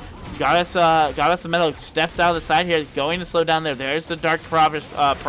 There goes the continued death. He doesn't get anything, and now Triple C goes godlike. All in all, that was I'm so confused why the Powwow and Goddess of Metal didn't decide to back off there and just get the reset and get their health and mana back up to re-prep for that Baron. Instead, they just kind of suicide into the jungle trying to greed for something just so they don't feel like they lost everything. But because of that, it's just another death. Speaking of which, by the way, we have now passed the number of kills to the number of minutes. So my goal now is I'm hoping to see twice as many kills as there are minutes in the game. I know it might not happen, but because of how this game is being played, it just might. I hope it doesn't, because that means that this game's going to go on forever. Anyway, we continue to see this Baron dance try to continue to happen here. Late Customer and the Renekton try to take it away here. At least they turn their attention to this dragon that's about to spawn in 5 seconds. Can we continue to see what happens here? As now we just continue to have to wait for something to happen again before any more action seems to call here. At least they're getting their dragon. All the while, though, the side of Cola Brigade really doesn't look to get any sort of opportunity to get dragons here. Looks like Darkstar accidentally, with his Hydra, procs the Baron and wakes the Baron up. Takes a little bit of that extra damage here, but now all they have to do is just wander back in and get through and try to figure this lane out. I just see in the chat someone saying, is this what Iron looks like? And I'm kind of hoping it doesn't. I have higher hopes for Iron players. But in the meantime, I actually think Rek'Sai's might get caught out here. He is pushed really far up with his team very far away. But instead, he's just going to back off. It looks like instead of taking Baron, they're going to siege the top lane. Probably going to be looking for a Probably kill going to here. look for a fight, in fact, though, because there is the engage coming in here. I don't know if they are in a place to really do this here. Oz already going down to quarter health, continuing to fight this as we now continue to see Goddess of Metal actually now being the one to get caught out, slowly going down. There comes the ultimate. There comes the bullet time. They just get away here. Great Zenith Blade coming in here. Now the Rek'Sai tries to get away here, doesn't really do anything here. Now here comes Powwow trying to get away as well. Now has to turn around and run. Can Killing You Softly get him away? Yeah, there goes one, but there comes the transfer back, and there is the Legendary going over to the side for MF here. And now do they decide to just turn to Baron and end the game, for God's sakes? Seems like you're kind of done with this game. And with that Baron, they're just going to go ahead and probably push it in and end this game. And Mimikaze pointing out, yeah, Fight Club just kind of goes in one at a time against all 5 of them, not realizing that this is a team-based game where you fight with all 5. And one thing I actually wanted to point out on Fight Club, even since they are losing, they do have a pretty good front-to-back line synergy here, where they have Goddess of Metal and Blackstar Inc. and Oz on that front line, kind of absorbing all that damage. And Metapsychosis and Powwow can just be hitting the front line, hitting whatever's in front of them. That's a pretty good point. But it doesn't really matter if you're just taking really awkward-looking fights and just slowly drawing out this game, because now it looks like the fact is that instead of pushing this lead, Cola Brigade decides to reset, continue to try to back and get a final push going in. Yeah, I think they're going to buy some more items. They know they win this 5v5. And they're just going to go ahead and probably just wander up through mid and end this game. I don't know if Fight Club can do anything to stop them. I think in a perfect scenario, what's going to happen is that Fight Club is going to manage to get one pick down onto someone and be able to win a 4v5. Also want to point out that we have a little issue with our graphics right now. We seem to be in the team fight mode instead of in the standard scoreboard mode. Interesting. Thank you for reminding me to switch that off there. Mimikaze, you're an idiot. Anyway, here comes the Vision Wars trying to be taken, trying to get control of that Mim. Malad just taking a little bit of damage, but it doesn't seem to matter here, as now the Renekton is deciding to split here on the bot side as they start to send 2 people to try to get them. Can they continue to fight this, though? Every more second, this is a time where this game continues to go on longer and longer. The inhibitor is up here, but now it looks like Blackstar's caught out here, but there's a probable coming onto the side of Malaz, but gets missed here. And fast, Leona throws an ult, misses that as well, as now we continue to see this turret slowly start to get sleeved up here. And here comes the engage going onto the Zoe. Zoe gets popped here. Now the Braum gets caught. This is going to be the end of the game. So there comes the game to continue trying to fight here. Can the Leona get the kill there? Yes, he can. And now all that's left is up is the Goddess of Metal, and that is going to be the death. Oh, that looks like that's going to finally be this game. That Clown Fiesta, 100% happening. 40 kills in 35 minutes. My dream did come true. And that was just some of the most interesting gameplay I've seen in a long, long time. But with that, we do get that victory, so we'll be able to see these stats and just see how they played. Yeah, we do have to keep in mind we are running a little bit behind, so we don't get an opportunity to really look at these stats in depth here. Coming into the damage chart, we get a quick glance at this. Triple C doing 32,000 damage dealt, and the Ziggs, that's where really the difference is. The Ziggs doing 26, out damaging both their carry lanes there as well. But let's go look at this vision score very quickly here. 75 for the side of the Leona, 53 for the side of the Braum, 43 for the side of the Zoe. Great job by them. But let's look at the vision scores. The Pink Words bot, Shogoth, you gotta do better than that. You cannot buy 0. This is week 8 in the league. Let's get it together, guys. Anyway, what are your final thoughts of this game, Lee Dawson? I don't know if I can have any thoughts. It was just a Clown Fiesta. It was an amazing. Personally, I loved watching this game because it just kind of shows how aggressive these low-ranked teams are and how they want those kills, and it just kind of shows that at the end of the day, it just comes down to who's the better clown. Yeah, that is the case. We will be right back in a couple of moments. Stay tuned for another great GP matchup of the night as we see Cool Friends Club take on the side of EG. We will be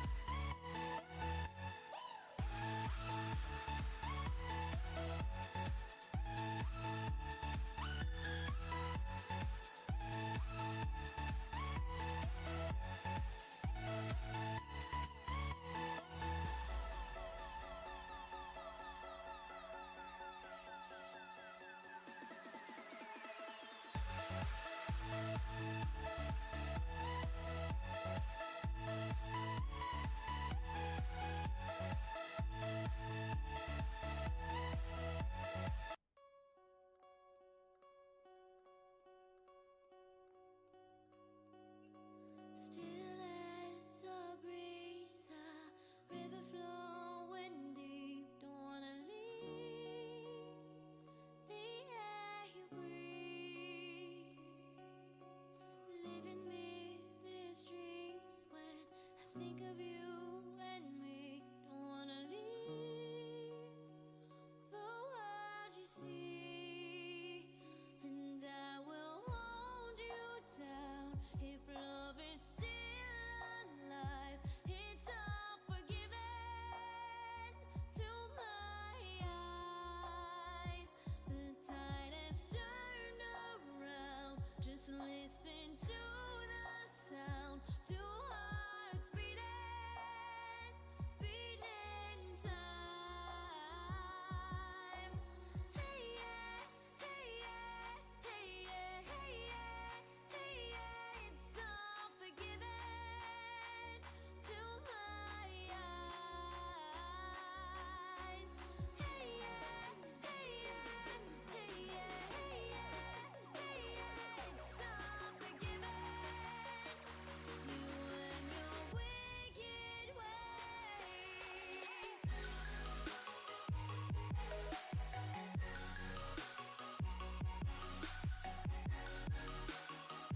You and your wicked ways.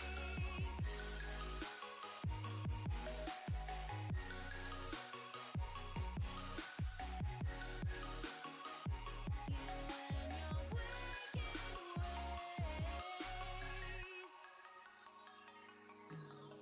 Sit out your touch. I can never feel so much. Don't wanna leave us in between.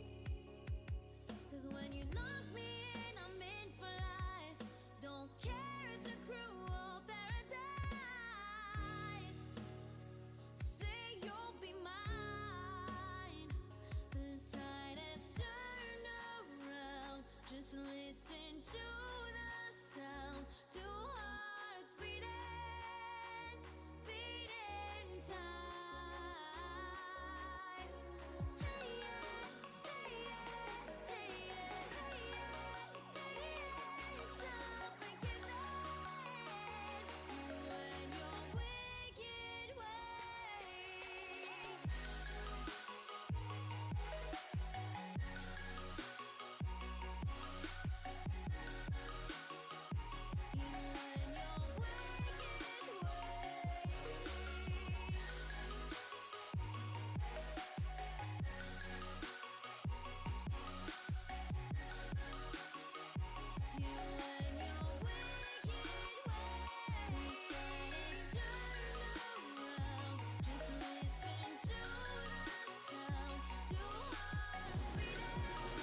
Hello everyone and welcome back for the final match of the night. Tonight we got a great matchup rounding out this tournament weekend. We have EG versus the side of KFC. This is going to be a great little grudge match here. We are just going to get underway soon. We are going to be going through. LaDawson, what are you interested in seeing?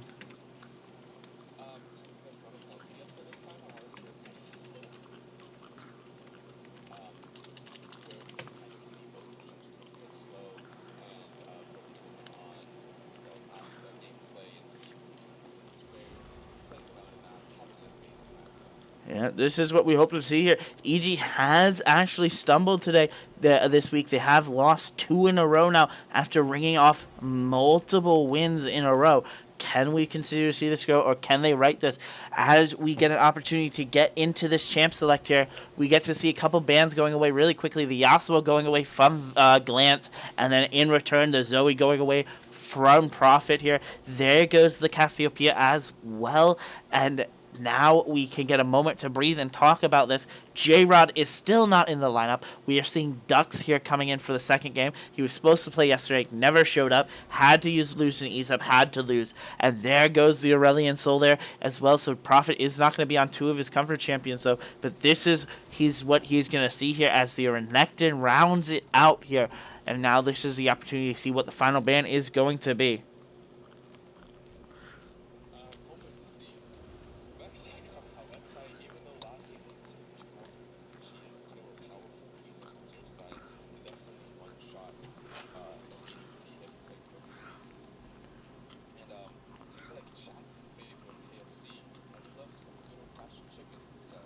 Yeah, we get to see a little bit of that good old-fashioned chicken coming in here as we now see the J4 being locked in here.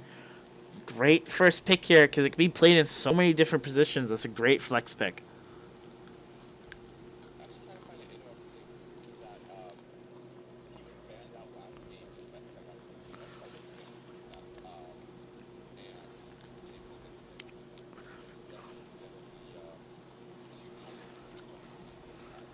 Yeah, I would have to say so. The Lucian is picked up here now. The question is, do they go the Braum as well and get the Lucian-Braum combo into Shuno? Shuno, even though he has been doing better and better throughout the day, we are going to see that work as now the Sejuani is picked up as well, trying to pinch this pool even more for Nova Galaxy. Oh, that Sejuani is really powerful, honestly. If they manage to get Braum through this next pick, it's gonna definitely be really, really powerful. Just because there's just gonna be so much hard CC coming through on the side of KFC. We do see the Urgot locked in. Now it's important to know that Urgot and J4 can be flexed to top or jungle. Urgot jungle has been played more and more recently, so we could be seeing it, or it could just be kind of like a little. Urgot top J4 jungle, which is what most standard teams want to see. You could run the J4 support as well, but the Braum was locked in. So unless they're going to do something crazy, like I think we saw earlier in this week, a Thresh top. So we're going to see what that is happening as well.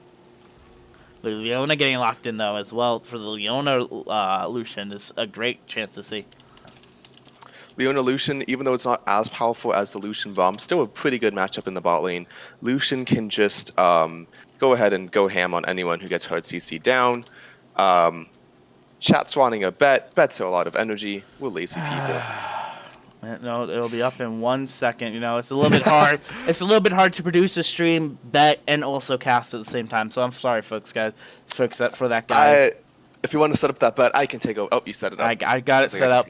Got it done there. I set you up with a question so you can fill for me while I set it up. So anyway, as we see now, the Nico goes. That was another one of Prophet's picks here, and then the Talia as well. I guess Talia has been a pretty strong pick up for Prophet as well, though I haven't seen it yet. On the flip side, the Silas is taken away here. We saw Silas pop off early. Now do we continue to see what is going on? Well, final ban's gonna come out. Silas is just, I love Silas so much right now. I'm abusing him in solo queue. So much fun. But we're gonna see the Vladimir ban out. Vladimir is a pretty powerful pick. He in the top lane, he's been very dominating just because of that Sanguine Pool. You can dodge so many abilities. Especially on the side of EG, you can dodge Orgot Ultimate, you can dodge J4 Knockup and Ultimate, you can dodge Braum Ultimate. There's just so many projectiles you can get away with. Yeah, Looks like the one last reliable tank in this meta has been locked in, the Scion, probably going to be countering that Urgot. A very traditional matchup from the start of the season back in 9.2. I mean, more importantly, Fail gets to feel what it's like to have Sion on the other team. Anyway, this is the Kai'Sa being hovered for Shuno. I'm kind of surprised here that Kai'Sa was hovered earlier, so Shuno really gets the opportunity to have his cake and eat it too here. Gets the Braum, gets the Kai'Sa. Now we get to see here what is the mid laner that Prophet is going to play. The one thing I just saw as a little anecdote as we for this last lock pick in, on collegiate side, I was always playing Scion against higher elo players, and it's definitely an easy matchup just because you can sit at your turret and just farm away non-stop. Scion is a pretty easy engager as well with that ultimate, and can kind of just win the lane by passively playing the game, but in the late game, Urgot will just destroy you, so you have to hope to get your small advantage out to everyone else. And we see the Azir lock-in, actually, against we don't know just yet, and it seems like they're hovering this quirky. Yeah, I mean, Azir's always been one of the champions I've heard Prophet rave about, saying he wants to play. He finally gets the opportunity to play it here, but into a quirky, I wonder how that lane matchup's going to go. From personal experience, it all just depends on how well this Azir plays it. Azir's going to have to poke down this Quirky nonstop. Quirky's bomb, his not super powerful W, will get destroyed, or will get stopped by the Azir ultimate, but his Valkyrie, which is his passive when he gets that massive trail with dot damage, will not be stopped. He's unstoppable during it, I believe. So he'll just be able to be stopped. He'll just go straight through that wall and set up a nice little AoE play area. Yeah, that certainly is the case coming out here, and so we get to see these matchups. I can't remember if I've seen Nova Galaxy on the J4 before, but it should be a very interesting pickup for him. Can he make it work early? That's what we're going to have to see here. But, with the J4 and with the Scion and with the Lucian, I wonder how many ganks he's going to get, but he always ends up surprising me when he comes for these gank paths. Well, in about 3 minutes, we'll be able to see how those gank paths turn out. In the meantime, we can look at these summoner spells. Actually, something I'm finding very interesting is that the Azir took Cleanse into this matchup, meaning in lane, that won't be able to do too much since the Quirky has no form of CC in his kit. So it's just going to be kind of stopping the Sejuani ultimate and Sejuani E, and probably the Leona once that mid to late game team fights start happening.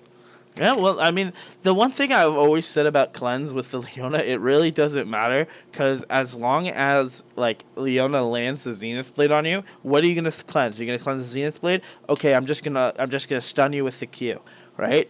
You're gonna let me Zenith Blade, but then you're going to cleanse the stun. Okay, I'm just going to drop an ult on your head. Oh, you're going to wait for everything to happen before you cleanse my ultimate? Oh, at that point, you're dead. Because we've positioned around you. So there's going to Prophet's going to have to be really good deciding when he wants to ult, especially into these levels of CC, because everyone knows at this point, these games go through Prophet and Nova. If Prophet gets shut down, bad things can certainly happen. Definitely. I actually want to talk about really briefly is this bot lane matchup. I want to see, who do you think is going to win this bot lane early game fight? It should be the Kai'Sa Braum. I'm not going to be surprised if the Lucian Leona wins this, though, because the way this fight should go, right, is the Zenith Blade comes out, Leona hits Kai'Sa with it, stuns her up, Lucian dives in on her, and then Braum stand behind me, puts up the Unbreakable Shield, and eats all the Lucian damage for Kai'Sa to then just get free trade return onto the Leona. I believe... It'll be really interesting if that's how that's supposed to work. It's going to be very interesting to see how the Braum plays this lane, because Zenith Blade hits the last champion it goes through, if I remember correctly. Yes, so that means that Yeah, so then those two ways of playing this matchup in his view, he can either be in front and just trying to go for the aggressive play, or he can actually play from behind and just kind of wait and take the Zenith Blade, meaning that Kaisa has a couple seconds where she's not CC'd, where she can quickly use her, I think it's called Umbro Dash or E, and get away from any form of CC that Yona could put it on. Yeah, I mean, it would be very interesting to see what happens here as we continue to load into this champ select. I wonder, I think this game's actually super important when you look at the standings. I'm going to pull them up really quickly here, because if I'm correct, schedules and standings, right now, Cool Friends Club is in 7th place. They just lost a game. Third World Democracy won. So they just fell into the 8th place position, and Third World Democracy took the victory. EG, on the other hand, is now 7-7 with Classic Esports Retro nipping at that heels for the fourth seed. Can they win this? If they lose this game though, and they end up 7-8 going into these last couple of weeks, this could be really bad, because if Cool Friends Club gets the win here, they're 6-8. So that would mean that if EG doesn't win out the rest of the season, and they still have to play Active Rush again, I believe they still have to play Guardian Gaming again. They have a very hard schedule coming up. They could theoretically find themselves in the 6th seed, or falling actually out of the playoffs, depending on how the other matches go. So definitely this match is going to be very important for them. And as I say that, we are loading into the Rift. Have this amazing couple seconds of just random spectator bug where you can see a dark screened map. Very beautiful. But with that coming in, I personally think that EG might be able to take the win on this game. Just looking at these team comps, their team comp in the late game is just so scary with Azir and Kaisa barreling down on the front line, and the Urgot's percentage health is just going to delete everything, especially with the new version of Urgot. And there's a pause. That's always what happens. I don't know what that was, but yep, it wouldn't be Duo Esports without a pause. We can see what is going on in the chat very quickly. Both teams are already showing the ready pauses. I guess someone didn't load into the game, so this countdown should be ending shortly. There goes the unpause. Prophet unpauses the game. 3, 2, 1. Do we see any crazy invades early? I'm hoping for it. KFC has a pretty powerful early game fight coming in, just because of that Leona and Sejuani combo. But instead, it looks like EG is going to be 5-manning it towards the top side. This is a gank they used in the last week. In fact, I've seen this gank before a couple times here. The question is, are they going to fall out and catch this incredibly possessively? In fact, the Cyan does see it here, as now they just get the ward down. They don't really catch anything else, and they back off here. Great job by the Cyan, predicting that from happening and seeing it early enough to get away in time before all the CC follow-up happens, and they get a kill onto, Shuno or Prophet. Yeah, instead he just backs away. Interesting enough is that no side placed down their wards onto deep ward vision. On the red side, they didn't go for a super deep ward since they saw 05 up top, and then on the side of EG, they didn't place anything. This could be very dangerous, in fact, because now that Leona is very late, is now caught in complete no man's land. Just gets out here. The Braum playing that a little bit too passively. Could have really been a collapse there and burned a couple summoners if they caught him out like that. I think we have a bug on the side of a stream. We seem to be stuck on the champion select at 000. Who is? The stream. Oh, that's interesting. I am sorry for that, guys. Anyway, you didn't miss much. Just a couple little bits of the plays, as we now get to see this going on. There we go. We can see in this mid lane matchup, we see how aggressive this Azir is going. Both have corrupting pots though, so they'll both do a lot of poke, heal back up, and just repeat until they're all out of corrupting potions to get them from healing back up. Anyway, this is going to be a big moment here. The two junglers meet themselves in the top lane, though. Spam pings down onto the Sejuani. Sejuani can't really actually fight into the Scuttle Crab, as now it looks like that's going to be Nova Galaxy's to take. Well, that's a free thing for Nova Galaxy. It did help that Shino and Dux had priority in the lane. I mean, it looks like there's going to be a root coming in and a little fight in bot lane already. A little bit of a fight here. Actually, there goes the stun up onto Leona, just like I was talking about. There comes the trade back, though, but it looks like a pretty solid win here for the side of EG. Yeah, all in all, pretty well played there by EG. One thing I actually want to point out in this top lane matchup is the Sion Urgot counterplay. So with the new changes to Urgot, for those of you who don't know, what happened was that every time he goes to use his E, he gains a shield. However, Sion can stop the knockup happening with this his Q decimating smash. So if you play it just right, you can stop the shield from going off, but still get the cooldown on Urgot's E, meaning that he'll lose a cooldown and you get good damage down without having to go through a shield. So it'll be interesting to see how this top lane plays out. That is very interesting. Moreover, what was interesting there was the Nova Galaxy invade coming out. Doesn't get the red buff, but ends up taking the Razor Beast away from the Sejuani here. But there is a flash for Flash here as Drux went up to ward. Doesn't even get the ward down, but burns the Kaiser Flash, which is a great issue to have here now for the side of Cool Friends Club, because if the Sejuani comes bottom, that is basically a free immobile Kaiser to take. Yeah, Kaisa is kind of just going to be a sitting duck if there's a gank coming bot, but we do see Sejuani in the top side, meaning that she'll be just farming it up and it'll take a couple seconds, or possibly a few minutes for her to rotate all the way back down for that gank. But it looks like she is backing, might be prepared to set up for some kind of gank down there. Yeah, I mean, you would only hope here as the sides continue to work here. Continue to wait to see what is going on, as now both junglers decide to back here. Can we see a gank? Can we see some action or somewhere across the map? Or is this going to be a continued to slow 20-40 minute game that's going to be played out for a long time here now? I'm hoping for a slugfest of some kind. I did say I wanted a slow game, but I realized how boring that is. And what's the fun if Warhorde doesn't, need water every 2 seconds? Yeah, exactly, right? Anyway, we see the Sejuani starting to clear her bot side jungle, starting with the Wolves. So I would have to assume that means she's going to go Wolves to the, to the Gromp.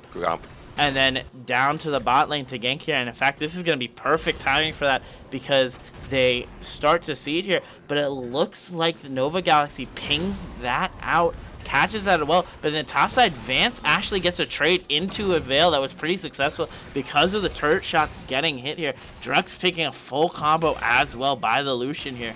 So it's pretty free overall here, as now Sejuani gets the opportunity to look for really whatever she wants. Gets an early ward down in that jungle. I don't think she got spotted out, but now it looks like Nova Galaxy does get spotted out here. But now there comes the stun knocked up here. Vance is about to get caught out here, getting machine gunned down like a dog. Will they catch here? Will a Veil flashes underneath the turret, gets the kill, gets the first one. A Veil, welcome to Life is Silent. That's what you've been doing to your fans, the other teammates, for 5 weeks at this point.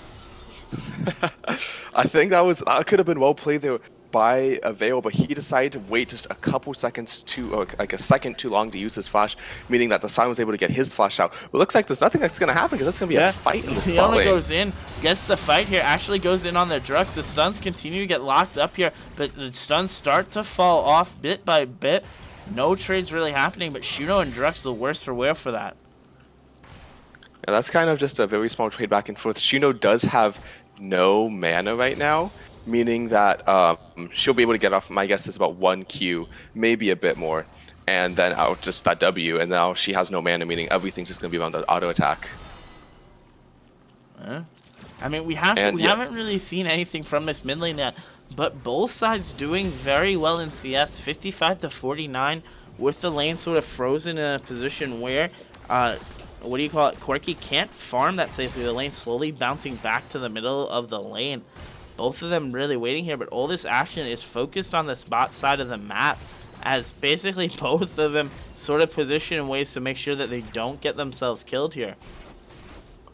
Yeah, it's kind of just a very, very passive lane right now. Kind of just oh, you take this CS, then you take this. But think that Glance is going to go ahead and be just a bit more aggressive and try to push it out.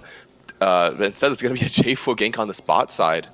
Leona just a little out of place. Leona a little bit out of place here. There goes the flash here. There goes the dash here. Now Leona's completely caught out. Great little stun up by her though. Can she get away in time though? There goes the heal. There goes the ignite across the board here. And now here comes the Sejuani. The flash knockup goes about. There goes the second blood over to Parmapinko as now they continue to chase here. Because Clarence flashes forward. The flash is a little bit too late. Drux just gets away here. And Prophet's just a little bit too late. This is like disaster right now for the side of EG. Because what made them so good recently is the fact as they continue to fight actually underneath this turret here, but what makes them so good is this early game pressure they get that they just roam around the map and they haven't gotten it yet. Yeah, I think they're going to start roaming though pretty soon once they take out a little more CS and get their advantages edged out just a bit more and being able to get those rotations in. But that fight was extremely well played on the side of KFC, understanding that they win that fight even with all summoners up on both sides. Yeah, except for the flash, of course, on the Kaisa. Yeah, they just had to wait it out bit by bit and then just slowly turn around and get it. And that's a pretty strong lead now for the Lucian. 40 to 50 CS into the Kaisa with a kill and an assist as well. Comes back with the pieces for the Bork as Kaisa only comes back with a BF sword. BF sword's gonna help her out just a bit in lane. It is helpful that she managed to get that instead of pickaxe or something. But all in all, Clarence, like you said, will have that pieces of Bork, meaning he'll have that advantage and no problem.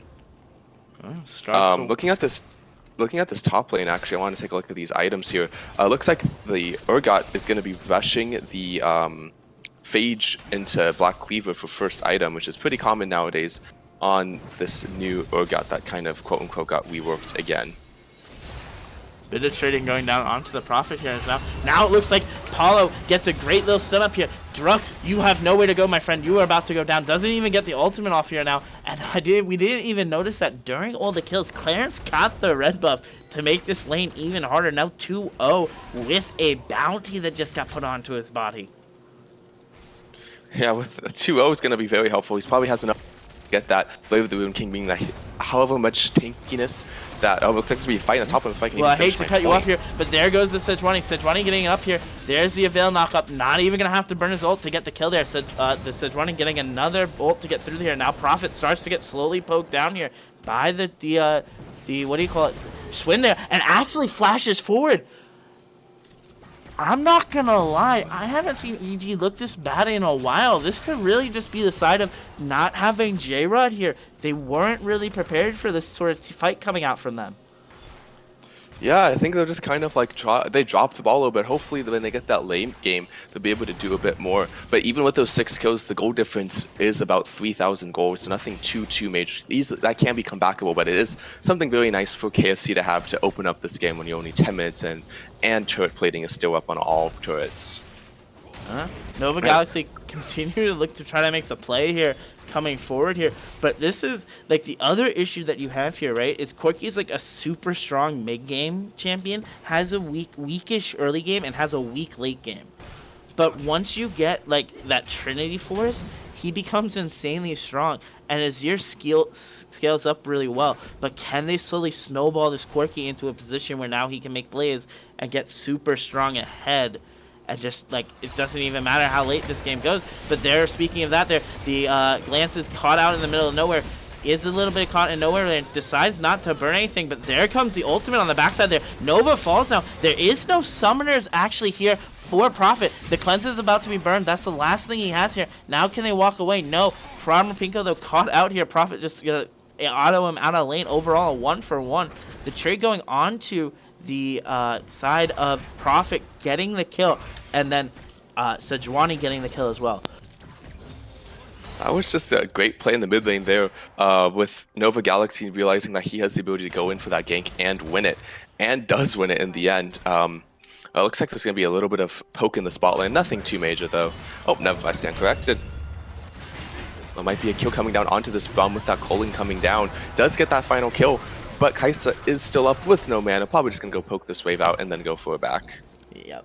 Great call there. While you said that as I was coughing up a lung here. And now they start to slowly poke out this Braum here as Paulo just does a great job. Drux really looking uncomfortable on this champion right now.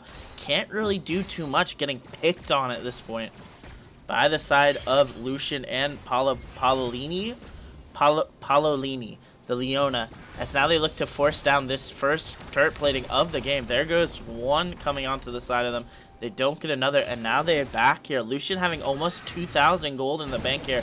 Gonna super get it here. And then Glance, Vance, and Parmapinko actually looking to take down this Rift Herald on the top side, though. But it looks like J4 and the Azir are trading this for the Dragon to go over to their side. And kind of just a good trade back and forth there. I think that EG will get that advantage just because the Dragon lasts all game, or that Rift Herald will expire eventually.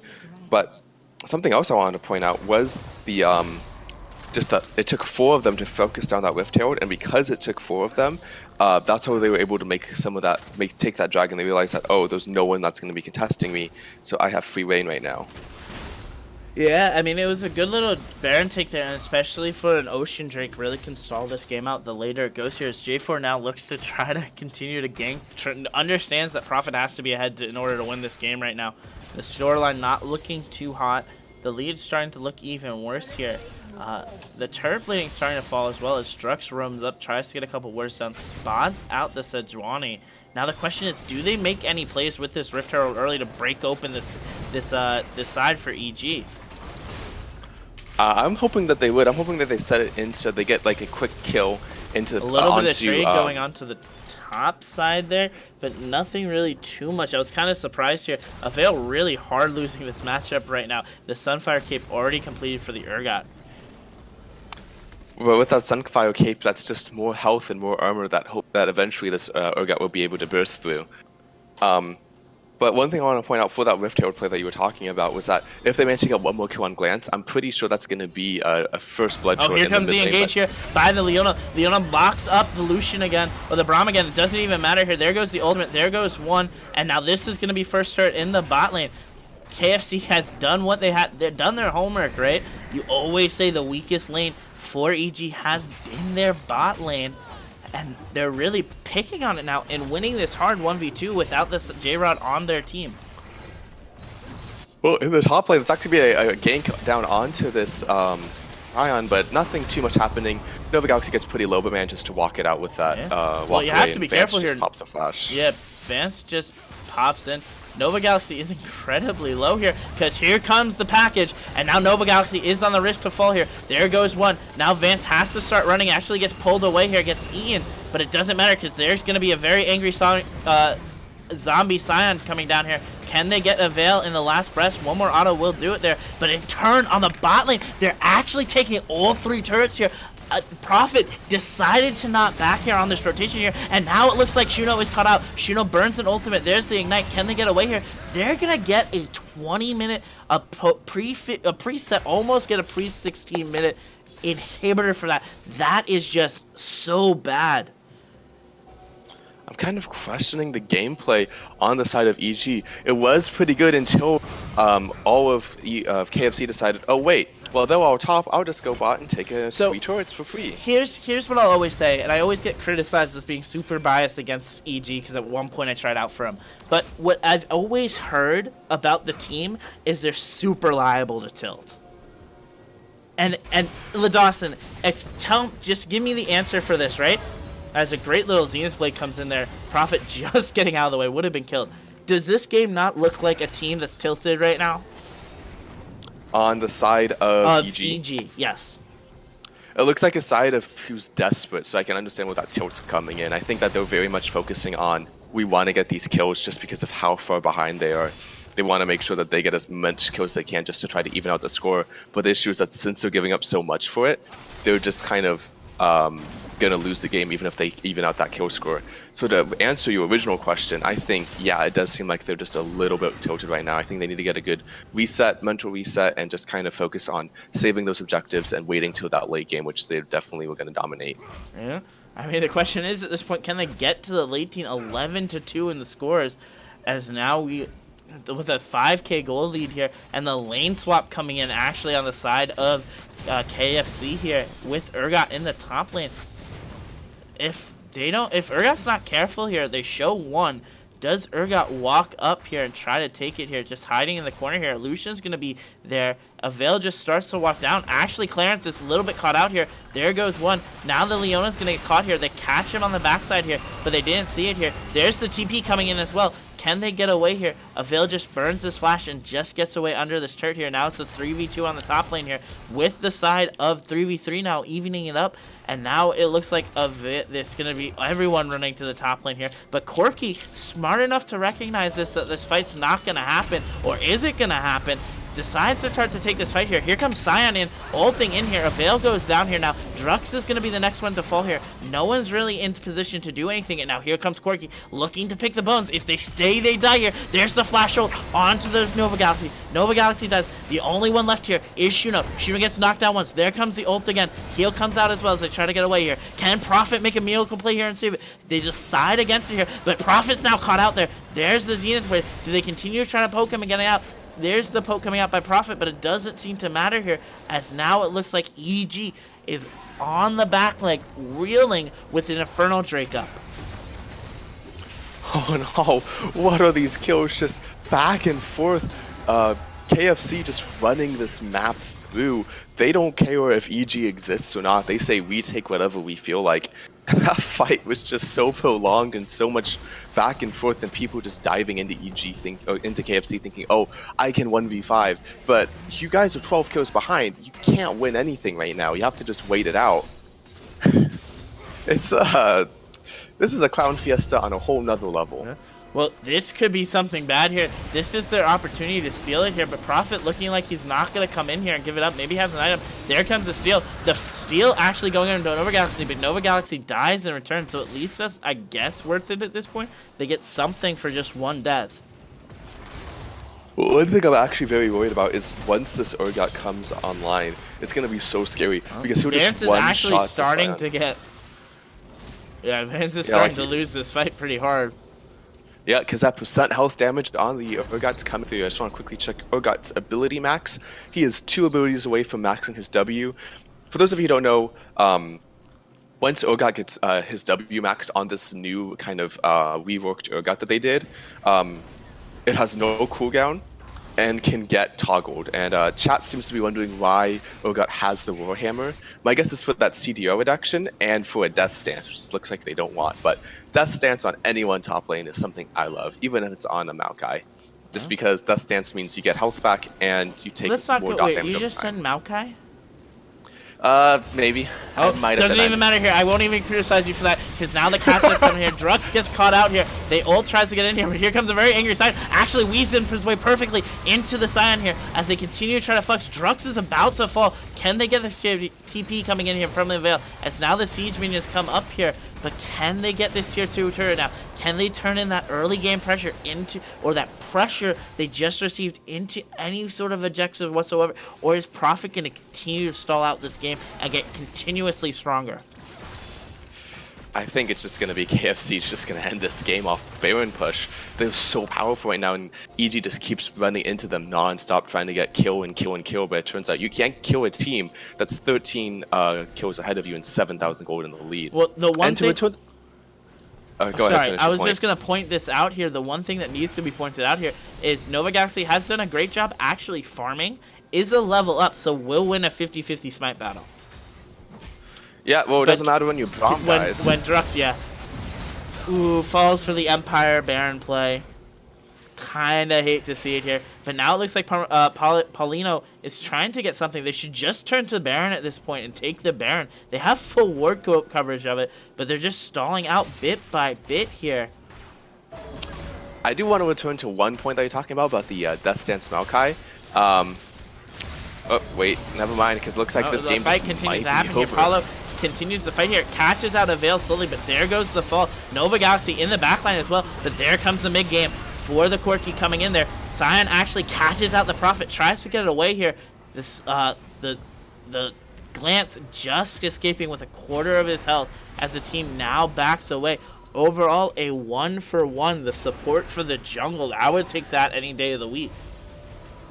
Yeah, it's kind of just like they thought they got the Paulini and they thought they got a kill into the Kaisa, but it turns out, no, instead, you're going to kill out Nova Galaxy. And I actually want to criticize Shuno's build here just a bit. He has the Storm Razor. However, Storm Razor is now worthless unless you have some kind of energized item like a rapid fire cannon or a static shiv. It doesn't do as much as you should now. Kaisas are always building IE first. Building the Storm Razor is from patch 9.3 if I remember correctly. And so I think Shuno hasn't updated his item build set that he probably is using right now. Maybe the case here as the teams continue to try to farm here. Nova Galaxy doing a great job staying ahead in this game at least. Another pink going down. They continue to try to take control of this Baron. KFC holding on to this pink with their life. With this Baron with their life, knowing this is their win condition at this point. Can they finish off this game though? And then what I would have to say, finish off this upset. Nova Galaxy. Leona, you can actually hit that ult. I'm pretty sure. That would be a big ult. You throw it in between where the flag goes down and the J4 and you stun them 99% of the time. Well, it looks like instead they're going to set up a little Fnatic death bush and just kind of wait it out. Or finally they're going to start up this Baron and probably end it. But it looks like they're all going to, all of EG is going to immediately turn and try to go for this fight. Right. EG has been known to win off these throws. Can they get one more throw coming in here? There goes the Kaiser Prey Seeker here. But here comes the engage here. Leona already down to almost half health. There comes the ultimate now. Now they continue to try to fight here. Their Lucian and Corki are just too big as their team starts to slowly fall. There comes Draven. Prophet goes in on the backside. Gets completely out of position. All that left there is Shuno now. Shuno is completely caught out here. Does a great little dance for a little bit of a moment, but it doesn't matter. And that is a clean 5-for-0 ace. All in all, I'm just... I'm so confused by these team fights of what's going on the side of EG, what the team comms are. I want to hear it just to understand. Why Paulini? Why do you die to Baron? Oh, bye, Paulino. It's been nice knowing you. Your team hopefully is gonna spam Mia pings onto you, but it looks like they're not gonna. Oh but, no, you don't. If you spam Mia pings at this point on you, if you're the support in a team competitive game and they decide not to tank for you, you're all F4ing 100%. That's not the Leona's fault. I will fight anyone who says that was the Leona's fault there, where you have a Scion and a Sejuani. Either way, now it looks like the Infernal Drake is to take care though, as now Veil is just looking to try to catch this Vance out just a bit here. Vance doesn't have the ult here. There's the Prey Seeker though, and now Nova Galaxy steals another dragon. Great job by him as they continue trying to run away. Get out! Vance, get out! Yes. Run, Vance, come on, run! No, there we go. Vance just gets away from the cost of his ult. As now the pings come down. Well, I'm very sad that the Braum is not on the opposing team of the Urgot, because for those of you who don't know, you can jump in front of whoever's about to be dragged by Urgot ultimate, throw your shield up, and you'll be the one who dies no matter what percentage health you have. Really? So you can potentially. Never knew that. It started as a bug, but then so many people liked how it worked out that Riot Games reprogrammed it so it would work. And Okaratsu, want to point out, Vance didn't instantly get everything from EG before running. I was watching his ultimate cooldown. He still had about 8 seconds, so he couldn't escape. Yeah, he couldn't escape. That was just super unlucky on the side of EG. But I mean, I think this whole game's been unlucky on the side of EG. They have a good team comp, and I'm watching these team fights that aren't playing them horribly. They have a chance of winning this game. I think it's just the snowball just got so far on the side of this bot lane. 6-0 on the Lucian. Clarence, though, speaking of snowball, almost gets caught out. Would have got absolutely shredded there. But now the waves start to slowly crash on this. Veil is completely caught out here. This could be the last team fight. Drux is now the next one to go. Gets the Guardian ulted. Can he get through? There it goes. Now the Prophet, though, jumps into the backline and just gets free autoed by the Lucian. Super unfortunate to see there. One thing I want to point out is that Prophet, he's playing these team fights pretty well. He's ulting all 5 members in the last 2 team fights towards his team. It's just that the time he does it, his whole team's usually dead. And sadly, dead players can't do damage in this game unless you're playing Scion or Karthus. So it doesn't really work out in his favor. Don't forget Kog'Maw. But he doesn't do auto attack damage. He just kind of runs towards you, then explodes. That's still damage. That's true. But Azira, if he starts these team fights by using those ultimates that he's been pulling off, that's definitely something he can be doing to kind of like start a team fight off and get something pretty decent. If he manages to pull in the Lucian or the Corgi, then it's definitely something that you can win. I said Corgi, not Corgi, because I love dogs. But I also want to go back to these builds on the side of EG. You see Urgot's got that death stance, which is going to be really powerful on him because of that shield he has. Any damage he's going to take is just going to chunk through that shield very slowly, and he's going to heal for every auto attack he does.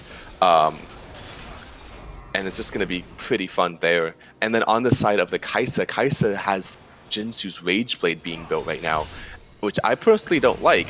I prefer it to be something that has something with Energize, so that caught out just a bit. Ashley is about to get run down. Shuno has to save him here, but then Shuno gets followed up by an ultimate as well, forcing them both off of this turret. Yeah, I'm kind of confused. They just kind of sat at turret, and they should realize by now they're so far behind they have to hold at base turrets. And even then, I'm a little afraid. I don't know what EG can do to kind of re-counter this game and kind of like let themselves back in. I think what you have to hope for is a miracle throw where one player, like Lucian, AFKs in the middle of a team fight, or Lucian like walks into the Nexus. Let's not lie here. If any team has that luck, it would be EG, because they're owed a little bit of that, because that happened to Prophet at one point in his duo sports hit career. Well, that means it's not possible. Like Double F says, anything's winnable.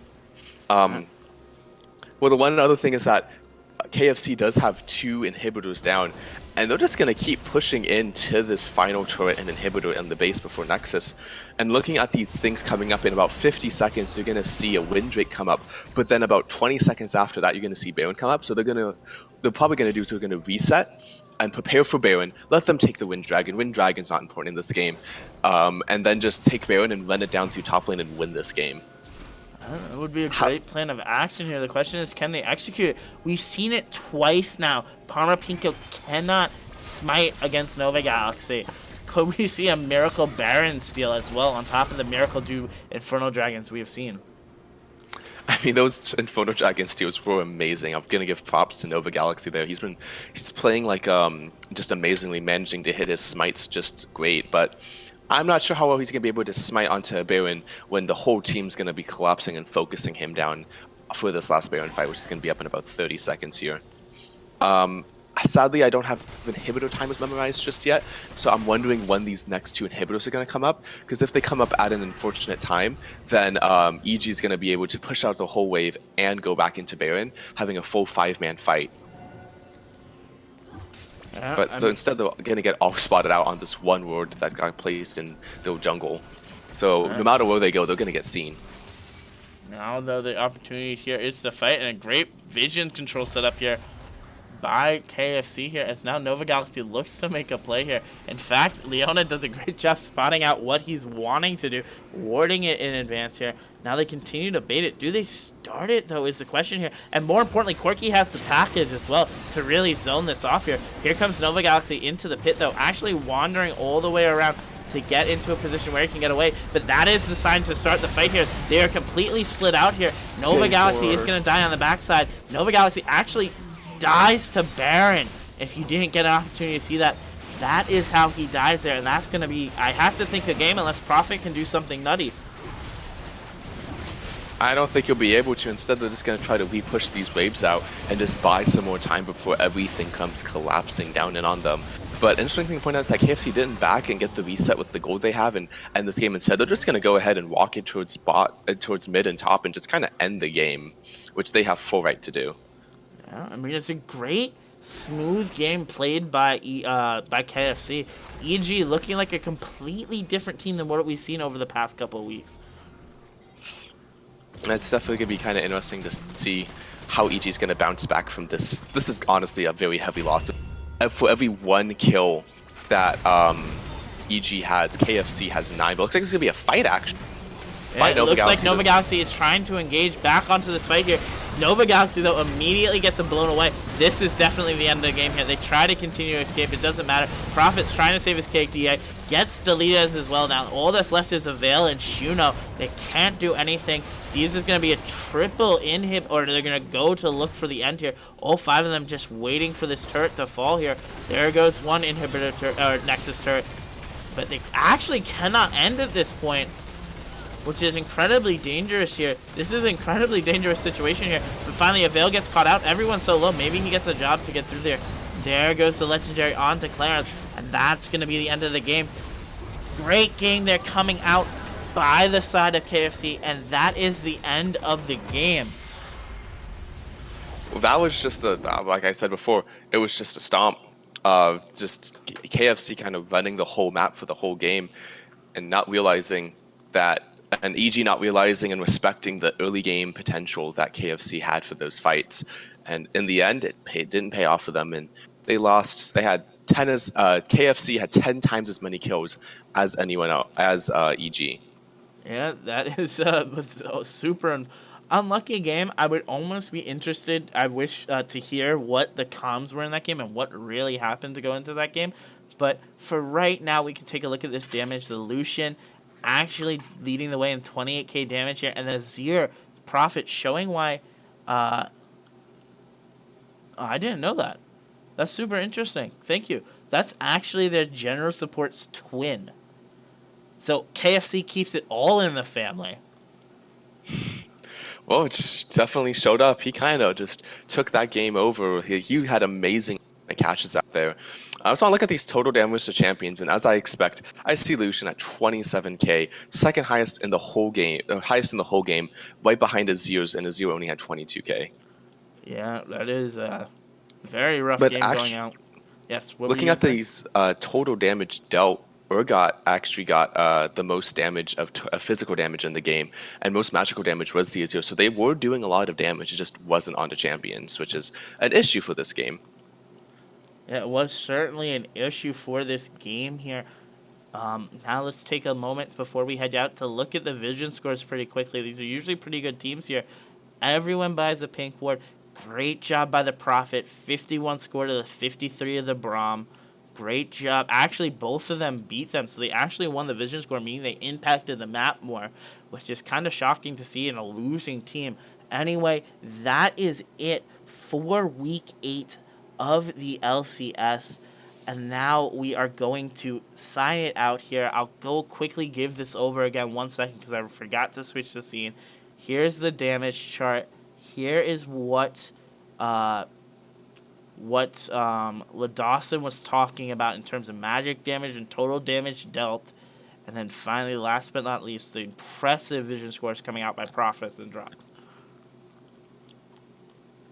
Anyway, This game has it was a fun game to cast. It's fun always casting with you, Warhead. yeah, it was fun. Great casting with you. As I always do, Ladawson, you can end the night.